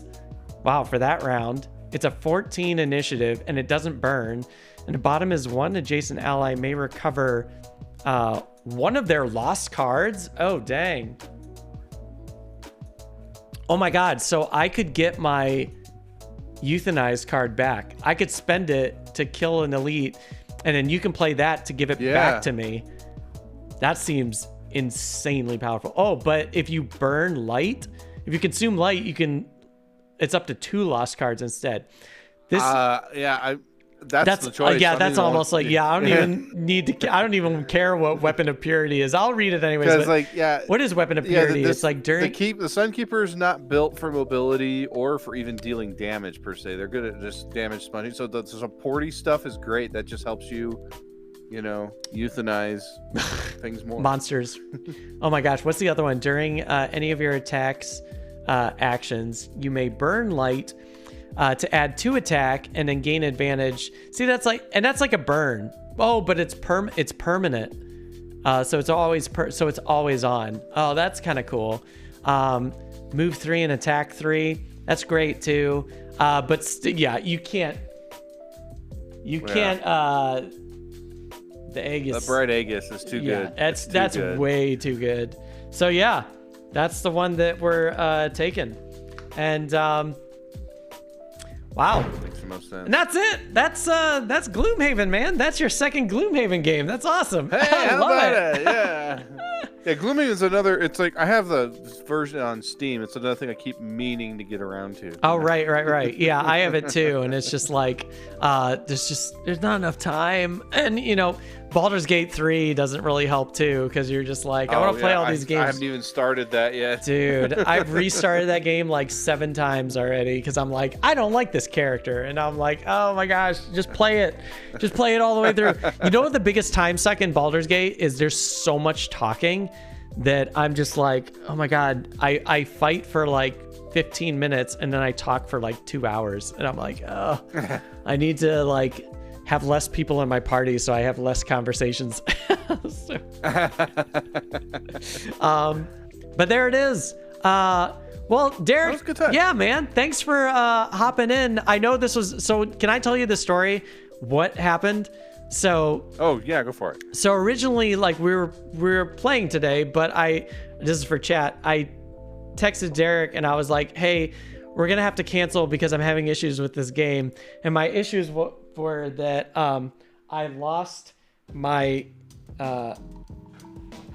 this which is my case for like all my important components. Oh. And I was like, we have to cancel this because I don't know where this thing. I basically didn't know where it was, and I finally found it, and wow. I was just like, oh my gosh, and I was just like, do you still want to play on Sunday? So thank you for coming back last minute. I was thinking, absolutely. I was like, oh no, now we have to reschedule. Well, it's something we've been trying to do for months. I know, we were trying to get this game going for a while. So, but I'm glad we got this going. I'm glad we get to have you back here, and I'm glad you got to play this game. This is great. So, do you want to tell the folks what you got going on? Yeah, well, so tomorrow night is the Game Guildy stream. It's a collaborative effort between me, Michael Aldridge, Steph Hodge, and Duchess. And so I think tomorrow we're sort of celebrating Michael and Duchess's birthdays, and they haven't told me what they want to do for stream. So I think we're doing board games solo. So that's the whole thing. If nobody makes decisions, then I do it. Yeah, there we go. Yeah. See, it always comes down to you. It's like... Yeah. So that's twitch.tv/GameGuildies if you want to check that out. It's just we just stream every Monday doing stuff for fun together. So yeah, that's the next thing I'm doing. That's awesome. And of course, you can follow my own channel where I stream board games on Wednesday nights and do community play on Saturdays. And if I have time to play video games in between, I do. But I haven't done that for weeks. So. Also, chat, I threw the link in chat, so be sure to follow Derek. Head over to Wigsby Check 1-2. And I love that. I know. I love the story behind that too. It's great. It's someone said it was just because that was my test channel, and then I did the Rock Band stream for Virtual Gaming Con, and I thought because it's Rock Band, I thought if I get the copyright ban thing, it's like, well, it's on my test channel, so I don't care. And then that's the one that hit affiliate, so I'm like, well, I guess I'm Wigsby Check One too now. So, so good. Yeah, love it. Well, Derek, thank you so much for being here. We're gonna find somebody that we can raid into right now and see who is on a board, who is running around hanging out. Hey, and look who it is. We got a board gamer, Steph. Speaking of Steph and Michael, they're on right now, so we're gonna raid into them. And well, I better get my Game Guildies rock. We rock your socks off on Game Guildies. We got the little sock GG emotes. So we can get oh, nice. That's awesome. I'm gonna get their stream loaded. It's like preloaded, so I can load it. Well, that's me. So I can skip the ads. I feel like ads are just like out of control on Twitch right now. They're just I mean, I get it because it's like we all want to make ends meet, you know. So I understand everybody's got to get their piece of the pie. But yeah, it has felt a little invasive. Yeah, that's pretty intense. But yeah, there it is. I want to thank Derek for joining me today. That was amazing. Thank you, Derek. Happy to do it. It was so fun. It was great. And the fact that it was your second game, I just love it. I love it when people like are new to this game and they play it and they just crush it. And I'm like, yeah, because this game is difficult. This game is super difficult. Yeah, I honestly cannot remember if we won or lost the first round. I think we might have lost it. It might have been like really close, but I think maybe we ended up losing. Probably lost. With this game, probably lost. Probably. Yeah. But gang, I'll be back here on Wednesday and the raid's about to kick off. So I want to thank everyone for joining me and everything. Derek, thank you so much. And I'll see you all on Wednesday. Everyone, take care. Have a great week. Bye.